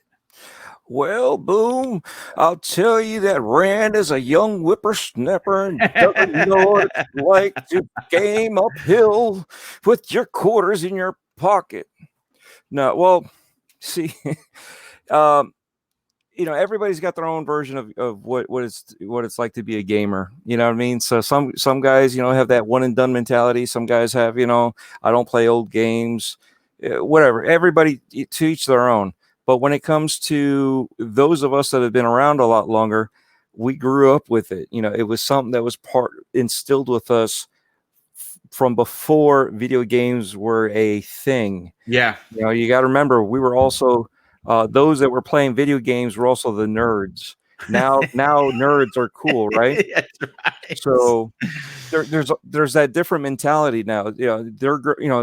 The next generation, like I said, talking about my daughter, she's growing up video gaming. She doesn't know, if you play video games, you're a nerd. None of that matters anymore. So, for us to have something like that and to play it now, it means something. And Jamie Moran actually has a tattoo of the N7 on his He sure does. Yep. So do you have that might edge out he's slow-mo got the tattoo. backslap. He has He's the got the tattoo. tattoo. Yeah, he got the tattoo. But look, man, none of that stuff. You mentioned how many times you played the game. Okay. I love it. I think I played it more times than him. No, I'm gonna leave it that. Okay. That's yet again, that's the thing. We all are fans of games, even if it's a specific game like Mass Effect, right? We're all fans. Some people don't even like the first one because they actually like Andromeda. We're all varying fans because they haven't been there like we've talked about, to start from the beginning. And granted, the beginning for some people was kind of hard because I played it and I was put off by the controls. You know what I mean? So when I started playing it, I was like, just like Gears. When I started playing Gears, I was put off because I wasn't used to the controls. So some people have that issue of getting over that hump. And, when you play other games, you don't have that issue. You just natural, you know what I mean? You get up and go. So with Mass Effect, I'm okay with them because it is an older game. We've said this before. Anything from before last gen, okay? Anything before that, build it back up from the ground up, make it a full remake. Don't do a remaster. 2 and 3, the controls were good. Everything was improved. Maybe improve something else that they've noticed and bring it all together as that collection where the controls are universal throughout all 3 games. That would be great. I'd be definitely down with that. For I know one also had a more old school RPG inventory system. That I personally thought was a bit convoluted. Like after a while, about Mass Effect 1, right? Yes, after a while, I'm just was a little much with that. You just get the same trash loot that you were just like, I'm just deleting all this. I'm not using it. I got loved what they did armor. in 2. Yeah, the way they did 2 was like that perfect balance. But 3 probably had the best controls and being able to. I just remember fighting in that last fight right before you go into the Citadel and having the corrupted Asari coming at you and from all different ways, and you're trying to hit that button so that it will drop the shields on the tunnel. Reaper. Yeah, and it's like just running, jumping, like seamlessly jumping over cover and finding new cover, fighting, just moving back and forth. It was the up until Andromeda, the best combat. It seemed like they improved the combat in every iteration, newer iteration, with Andromeda having the best combat. It really was. I mean, the game wasn't spectacular, but I will say that the combat in Andromeda was perfect, in my opinion. Coincidentally, the combat system was the really only thing that the previous Mass Effect team in Edmonton, BioWare, had finished before they got reassigned to do Anthem, and the Montreal team took over. Wow. Using a whole new engine, which turned out to be Frostbite. Turns out to be Frostbite's trash, and you know, it's history from there. But part of the reason why that combat was so great was the original Mass Effect team were the guys that actually put that together. But it is what it is. Well, maybe we can get some bug eyes and some weird faces and stuff like that again. Yeah, I mean, listen, just for the fun of it. That's all. You know, put that code in there. I'd like to see something like that. Then just use that as humor. You know, just to kind of laugh at themselves. But you know, somebody's going to complain about that. Like, they don't need to make fun of themselves like that. Well, what's the point?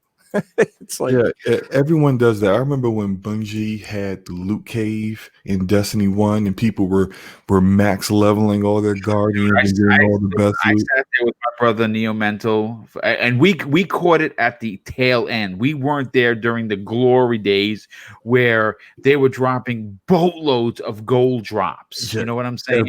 It was amazing. All you had to do was just go. Like Christmas. It was like Christmas. That's how I got the Galahorn. Real talk. I'm proud of it. I don't care. Where were you guys? You know? Yeah. Hey, shame me all you want. I used to hate the hunters, and so my hunter was always my least used guardian, but I got him max level real fast and completely outfitted out with the best gear in like 3 hours. Oh my God. But you know what they did after that? After they fixed it, they put like this little thing. You went back to the loot cave, you would get like this feeling. It would like the screen would change. Yes. The ghost of all the enemies that all the guardians killed at the front of that cave.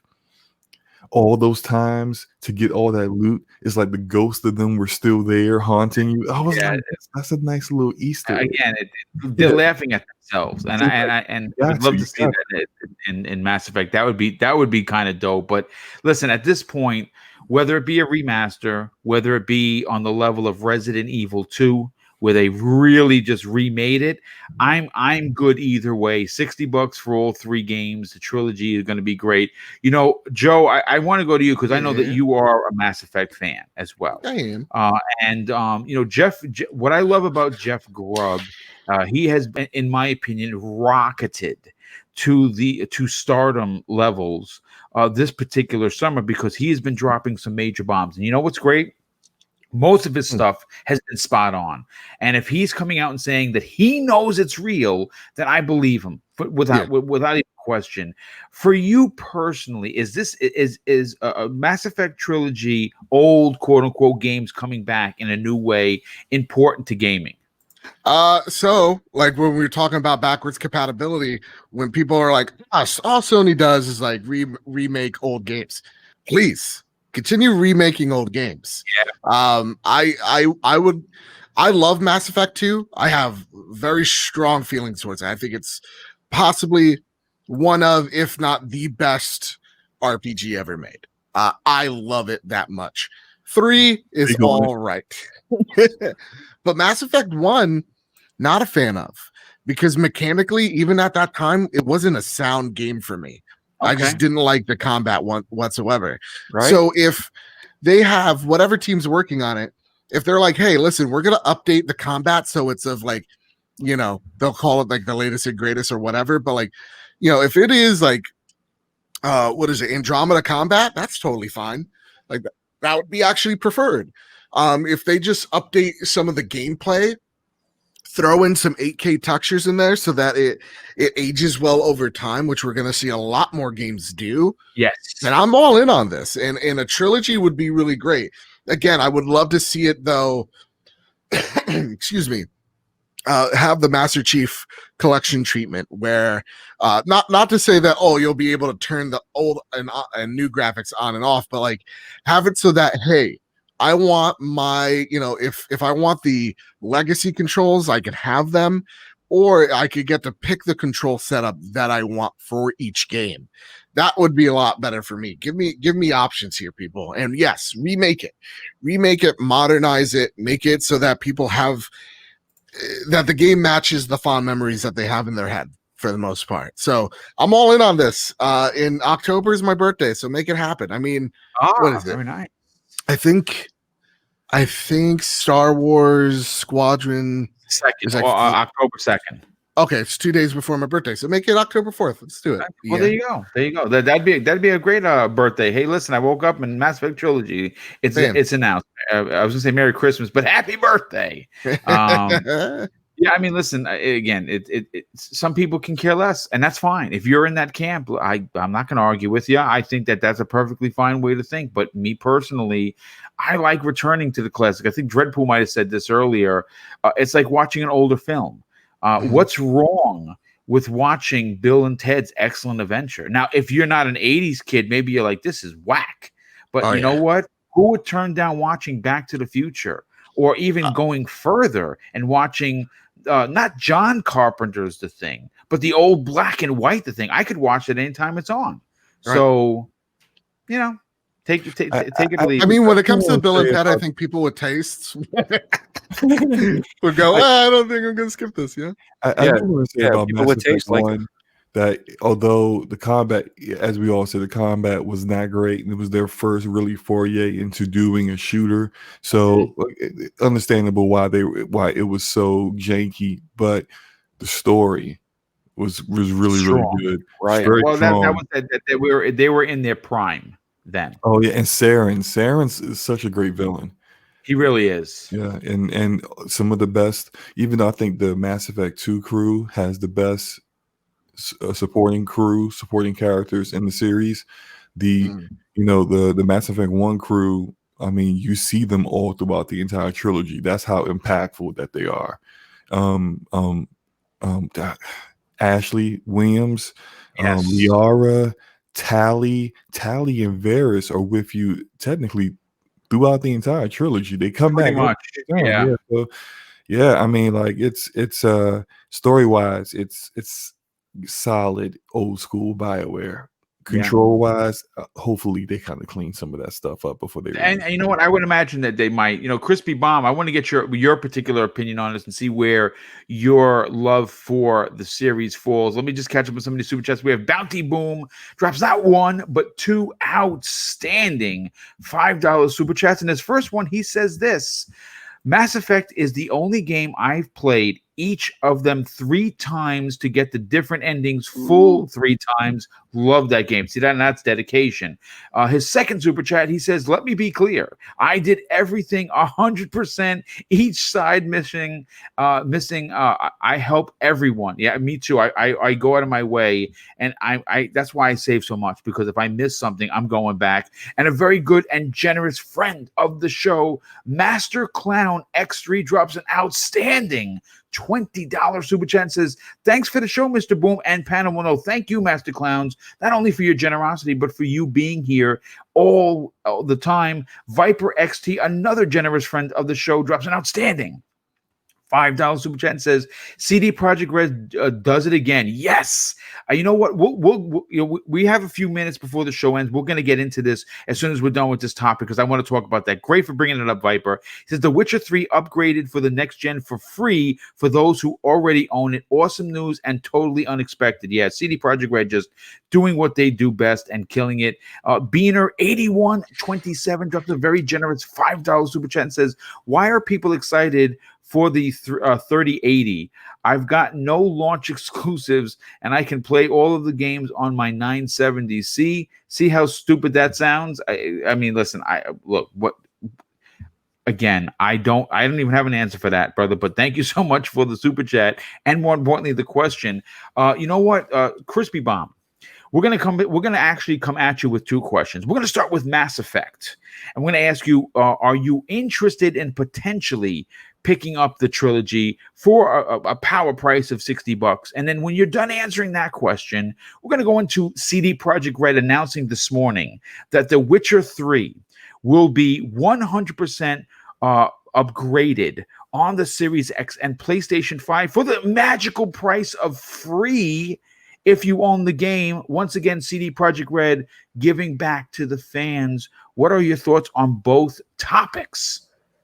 Well, first off, BioWare should really talk to Slow-Mo and Jamie, because sounds like they're on point and they know what they're talking about. So maybe getting those Twitter DMs and pick their brains. Just saying. I'm available. I am available.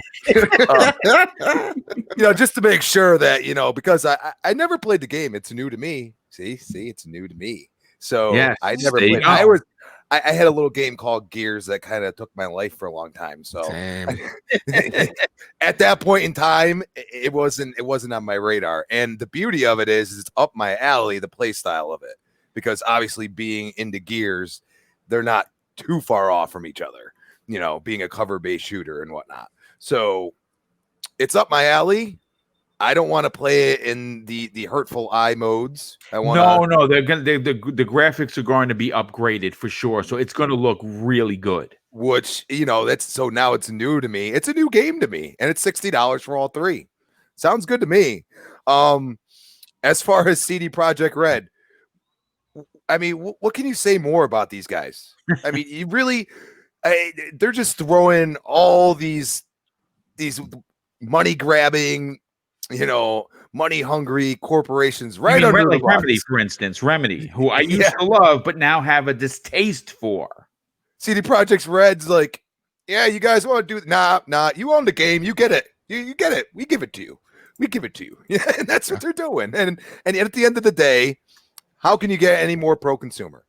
Really? No, really, it's the truth. I mean, not only are you going to get the free upgrade for one of the biggest games that I think has ever been anticipated in Cyberpunk 2077. OPS, by the way, Witcher 3 game of the generation for some is right. getting No Bloodborne, but yeah, the free upgrade. Oh, by the way, and they don't even make a bit. You see, this is the humbleness of this company that I think does not get discussed enough.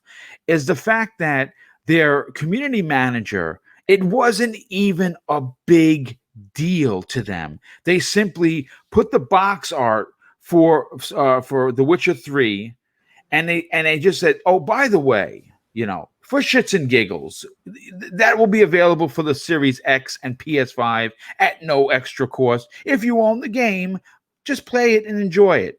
And they did it so like ho-hum. Joe, you obviously know that Bloodborne is not the game of the generation. But I mean, that's wrong. But all right. What are your thoughts on CD Projekt Red? I mean, obviously, like Crispy said, what could you really say better than we've all talked about this company? But my God, they find a way to do it again. Hey, Epic, you could take some notes. This is how you like real talk. This is how you show the industry where how to win the hearts and minds of consumers, right? Like easily they could have put this out as a not free upgrade, but like the HD Series X enhanced, $40 edition of the game, right? But instead, they're like, no. It's just you own it, right? Yeah, it's the same game. There you go. It's yours. That's what I really respect out of them. Yeah, I mean, again, it's pro-consumer to the absolute maximum ability of the company. But sorry, did my mic just die? Well, you stopped talking, so maybe. Oh, I'm sorry. Yeah, you know what? The software today, Dreadpool and I are being attacked. I think so. But yeah, I think this is how you become this is true pro consumer. What you were talking about earlier. This is what this actually looks like, which is saying, hey, we're doing the extra work, we're going the extra mile, and by the way, this is free, because they understand something about The Witcher and about this game is that it is going to live on. It is going to be infamous for what it has done for open world games, for people to go back to. More importantly, what that TV show keeps on doing. You know, when season 2 rolls around, you know, they're smart. They're very smart. When season 2 rolls around, people are going to go back and buy this game again. So this is them saying, hey, we're future proofing it for new people that come in, for you people that are already here. Here, it's on us. This is the reason why they are the most valued video game company in Europe. You know, it's by moves like these. So more companies ought to take notes. Activision, EA, 2K. Oh yeah, everyone. Remedy. Well, I'll blame 505. I'll gladly be 505 looking at you, you know. 505 scumbags. Oh, sorry. Actually, I meant allegedly scumbags. That's a great point. Dreadpool, look, again, we're all cheering on CD Projekt Red, and again, I think that what stands out for this particular announcement is it was done in a manner that it's a big deal to us as the consumers, as fans of the characters, fans of the franchises. To them, it seems like it's just going and getting a drink of water, and that I think is what people love. What are your thoughts on this announcement? I think it's great. Let's see. Not many people have played it that are new into the gaming. Okay. Yes. There's a lot of older people that have played it that love it and have put 400 hours. They put basically their whole life into it. There's people still playing it now, even though they've beaten the game, and they're still going at it. Right. So when this update comes out on the new consoles, can you imagine their face just jaw dropping while they're playing, and they're like, all right, cool. Plug in the old unplug the old console, plug in the new one, pop the game back on, and just amazement. You know, I can only imagine the stun that they're going to get from just sitting there and seeing what they're going to, see. I mean, I do that when I got the X.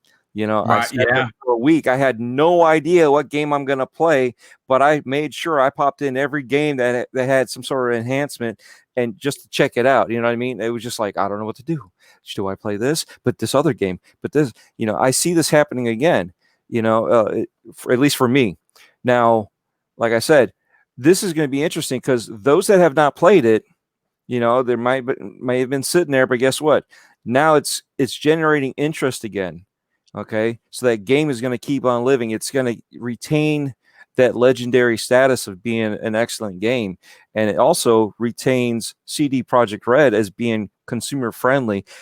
Are they our #1 studio that everybody adores? Yeah, you know what I mean. Everybody across the board, PC's loving it, Sony's loving it, Xbox is loving it. Why not? I mean, it's free, and it's also a big ol' FU to the other companies. It's like, we did it. We didn't get paid for it, but we did it. What are you doing? It just puts the light on 505, EA, Activision, all of them for even 2K, for all of the, the extra charges and the unknowns that we're dealing with right now. If you have an Series X, can you play those older games still with the added benefits, whatever the AI and all this stuff's going to do? Yeah. Is it going to be the same? No, it's not. You're still going to be playing this gen's game with a little bit of, touch up. It's unless they optimize it. No, well, they've already said that you're getting optimized. Yeah, you're getting PC Ultra settings is what you're going to get. I'm talking about the other games. Okay. Yeah. So unless they optimize it, you're going to get a little bit of something. But now with what they're doing, they're getting you the better graphics. They're doing the optimizations. So now your load times are going to be super smooth. You probably won't even remember that you had load times until you go back. If you have the old console still, let's say, you give little Johnny or Jennifer, here you go. Here's my old console.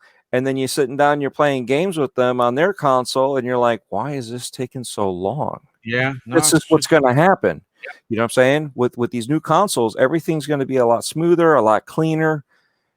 it's going to be beautiful. It might feel like, you know, how we went from a 16-bit and then you're going back to 8-bit.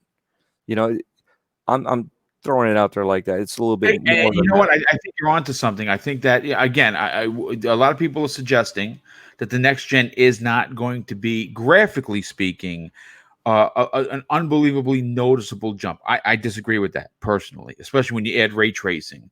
But I think that where we're going to see the advancement is in, of course, going from regular mechanical hard drives to SSDs. And I think that is where it's going to shine. And I think that's where this particular game is going to shine. Slow-mo, if there's one particular person that jumps into my mind for a lot of reasons, is the lovely Lady Luca, who has beaten The Witcher 3 probably about 30 times. And I cannot wait to go to Twitter after this show and hear what she has to say about this, because you know she's getting a Series X. And I believe she said she's getting a PlayStation 5. And I believe she'll play this game again. But she's going to have a lot of things to say about it because it's one of her favorite franchises. But for you, Witcher 3, again, for me, not the highest on the list because of the whole inventory system. It bothered me, but whatever. But dude, what could you say about CD Projekt Red? My God, they just continue to marvel the fan base and prove and really lay the groundwork as to what a company that gives a flying F about their fan base should do, i.e. Remedy, EA, Activision, and whoever else you want to throw into the mix that they don't do. What are your thoughts on this announcement from today? First, I just want to say, absolutely, Luca will play through it again. Oh, just she absolutely will. Yeah, right? No doubt. But I really appreciate CD Projekt Red's culture in regards to being so customer focused. That they, I mean, I haven't played all through The Witcher 3. I haven't finished the base game, so I know. Okay. You know, I don't know for certain. And like you, the game's good and the side stories are amazing. Yes. But it's just the combat isn't really my cup of tea. Me So I've been kind of slowly slogging through it, but it's a high quality RPG. So many people feel it's the best RPG to come out this generation. And I think this is just, you know, more proof that CD Projekt Red really focuses on their customers, the gamers, and as a publisher as well as a platform holder, because they run a store GOG on PC. They really that is DRM free, by the way. They do things differently, and it's not all about making money for them. Like, so just one of those DLCs for the Witcher 3. Take it any, well, I think one's called Blood and Wine. Blood and Wine is probably considered one of the best DLCs of all time. Yeah, like That's what I've heard. $10-15 for one of the Yes. best expansions And of I think it all was time. a 30-hour expansion, potentially more. Yeah, that's a skin in Fortnite. It sure is. Just think about the comparison to that. Sure is. That's not even one of the skins in Rogue Company, a game I've been playing like crazy lately. But they just earlier this week announced $20 skins for their game, and it's just like, I looked at it like, first of all, it's ugly. Second of all, $20. But the fact that they do that, you know, that's really, really old. It reminds me back when I used to play Dragon Age, and they came out with the expansion of Dragon Age Origins, which was Awakenings, and that was $15, and that was a 20-hour, completely separate campaign with brand new characters. You could bring your Grey Warden from the original game on into it, or do a whole brand new character. It was amazing work for just $15. And I like that they keep that focus, that they don't go with the Joneses of, oh, okay, we're going to hit you with loot boxes, and we're going to hit you with performance upgrades, experience boosters, as Ubisoft would do it. You know, we don't do none of that stuff. We're going to charge you $1 for a dot on your screen, like Activision. Like, no, we're not going to do any of that kind of stuff. So I really appreciate that about them. Yeah, and again, it's why they are the most beloved company or development house in gaming. Listen, folks, we are past the 2-hour mark. I want to thank we had over 350 people here, which is great. Real quick, Viper TX once again shows his outstanding generosity. We're dropping on an additional $5 super chat. Says, still waiting to see if Rockstar is actually charging for the next gen GTA 5, especially after this Witcher news by CD Projekt Red. I have a feeling they still will. Absolutely. Yeah. They are counting the cash on how many people are going to buy next gen GTA 5. I mean, think about this. And this is again, take nothing away from the game. The game is a masterpiece. No questioning it. But my God, if you think about what they're going to pull off, you want to talk about the hat trick, folks. Launching the game in the Xbox 360, PS3, they made bank. They relaunched it in the Xbox One X, PS4. They made bank. Guess what? It's coming to next gen consoles. And it's going to make bank again. And they know that. And that's why 2K are part of the evil empire known as the gaming companies out there. Again, support it if you want. But if you don't want to support it, vote with your wallet. That's how we make a difference. And I want to thank everybody that was here. First of all, I want to thank the outstanding generosity that continues to come in each and every show. It is really humbling to know that you enjoy the content enough to drop your hard-earned money on this particular program and of course my other programs as well. And I thank you from the bottom of my heart. Of course, I have to thank Lethal Papa doing what the sheriff does best, and that's keeping the streets of these chats clean, along with several other of the modders. One of which who was a guest yesterday, the indie gamer who completely knocked it out of the park, and he is a part of this crew that keeps these interwebs safe from the trolls. Sin Vendetta comes in at the last minute and drops an outstanding $5 super chat on top of what he's already donated. And he says, just for the record, Slow-Mo, the Old Hunters expansion is the best piece of DLC released this generation. Just wanted to be Sin clear. Vendetta It's is there. an amazing person. LOL. And speaking of Slow-Mo, listen, dude, let's push your channel a little bit. You are a content creator that does things that most content creators don't do. You don't chase clicks. You don't chase trends. What you put out there is competent and interesting, thought-provoking content. And I think that you need to have more subs. I would love to help you push you cross the 1,000 subs, because I think that is it's important for content creators. It means that we have arrived. And if you, like me, enjoy content that is thought-provoking and is certainly not built around getting just a quick click for a number, sub this dude's channel.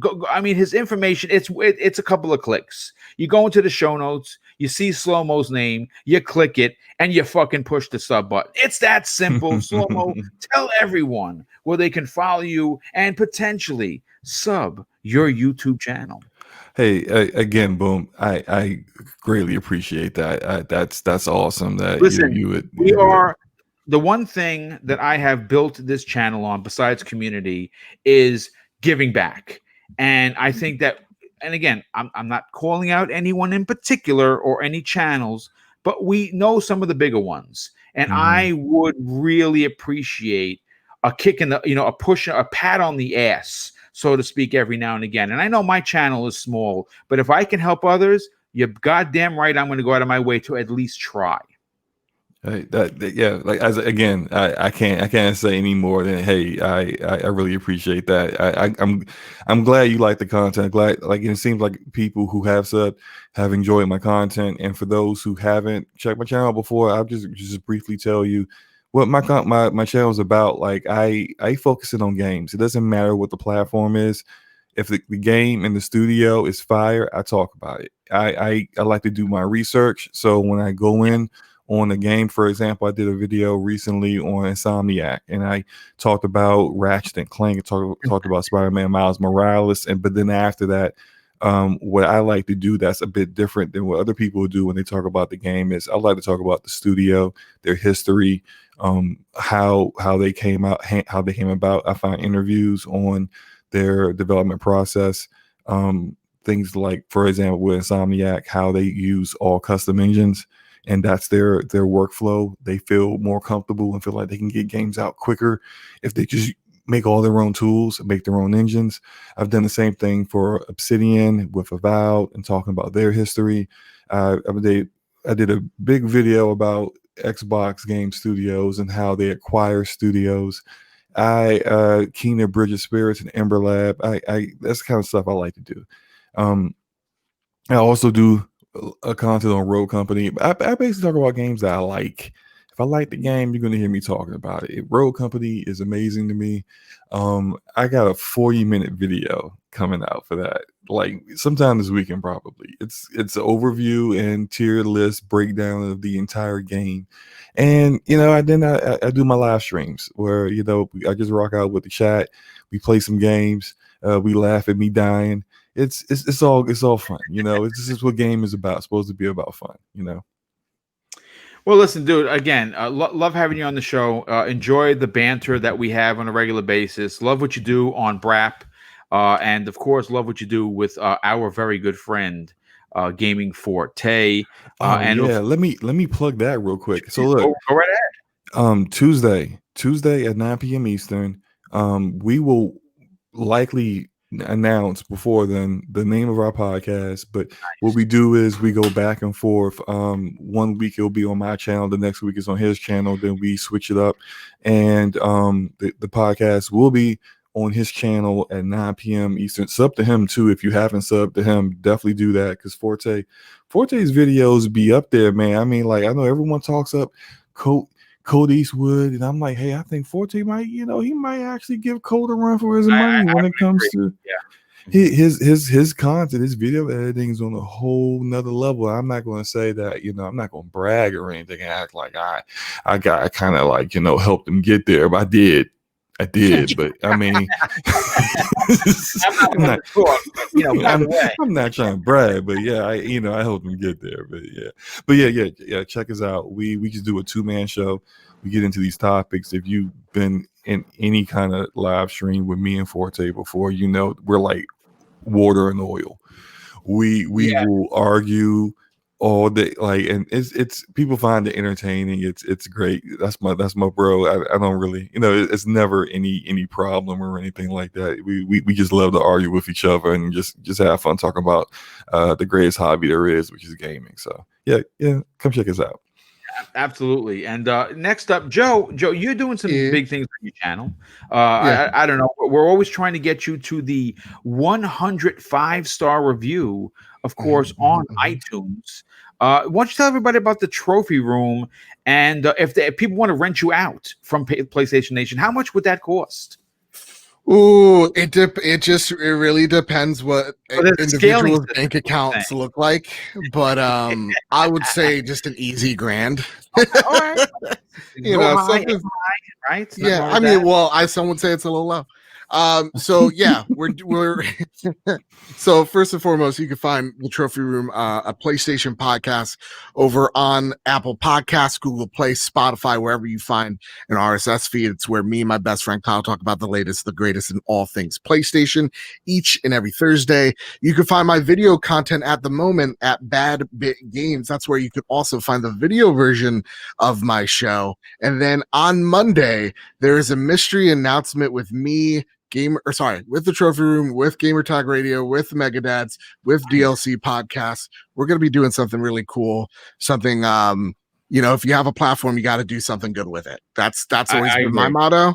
And so we're going to do something that not a lot of podcasts are doing, and I'm very proud of it. So nice. Yeah. We can't wait to hear it, dude. It's going to be great to see you grow. Hopefully, we have been able to help that move in the correct direction. Absolutely. Because you are one of the better PlayStation podcasts. I mean, some would say the best. I would agree with that.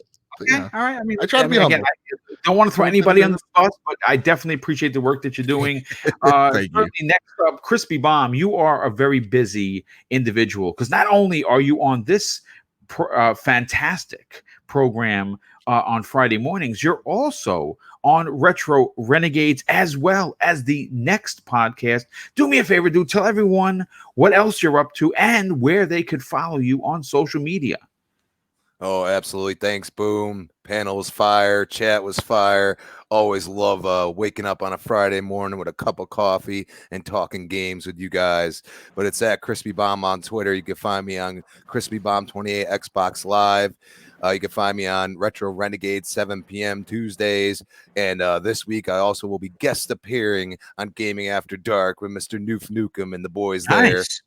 Very Yeah, nice. and then Thursday nights, 7 p.m. Yes, we have moved the next podcast to Thursday p.m., 7 p.m. Thursday nights. And yeah, you can find me here every Friday morning, 10 a.m. Breakfast with Boom. We'll definitely appreciate the input that you bring, and of course the gaming knowledge that you have, that you of course talk about on a regular basis, and of course your opinions are real.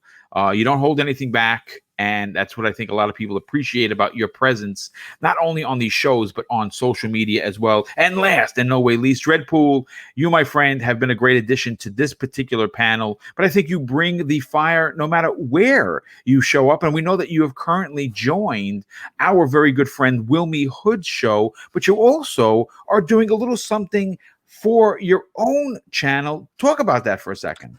Okay, well, I decided that I was going to do my own thing. I wanted to do something completely different. Everybody, we all want to stand out. Like Slow-Mo when he first started. I was one of the double digits when I followed him.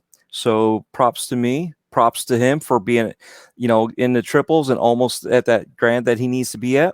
My man. Yeah, this is so true. I remember Dred, commenting on the videos back in the day. Good job, keep going. I'm like, hey, look, that kind of stuff has always been.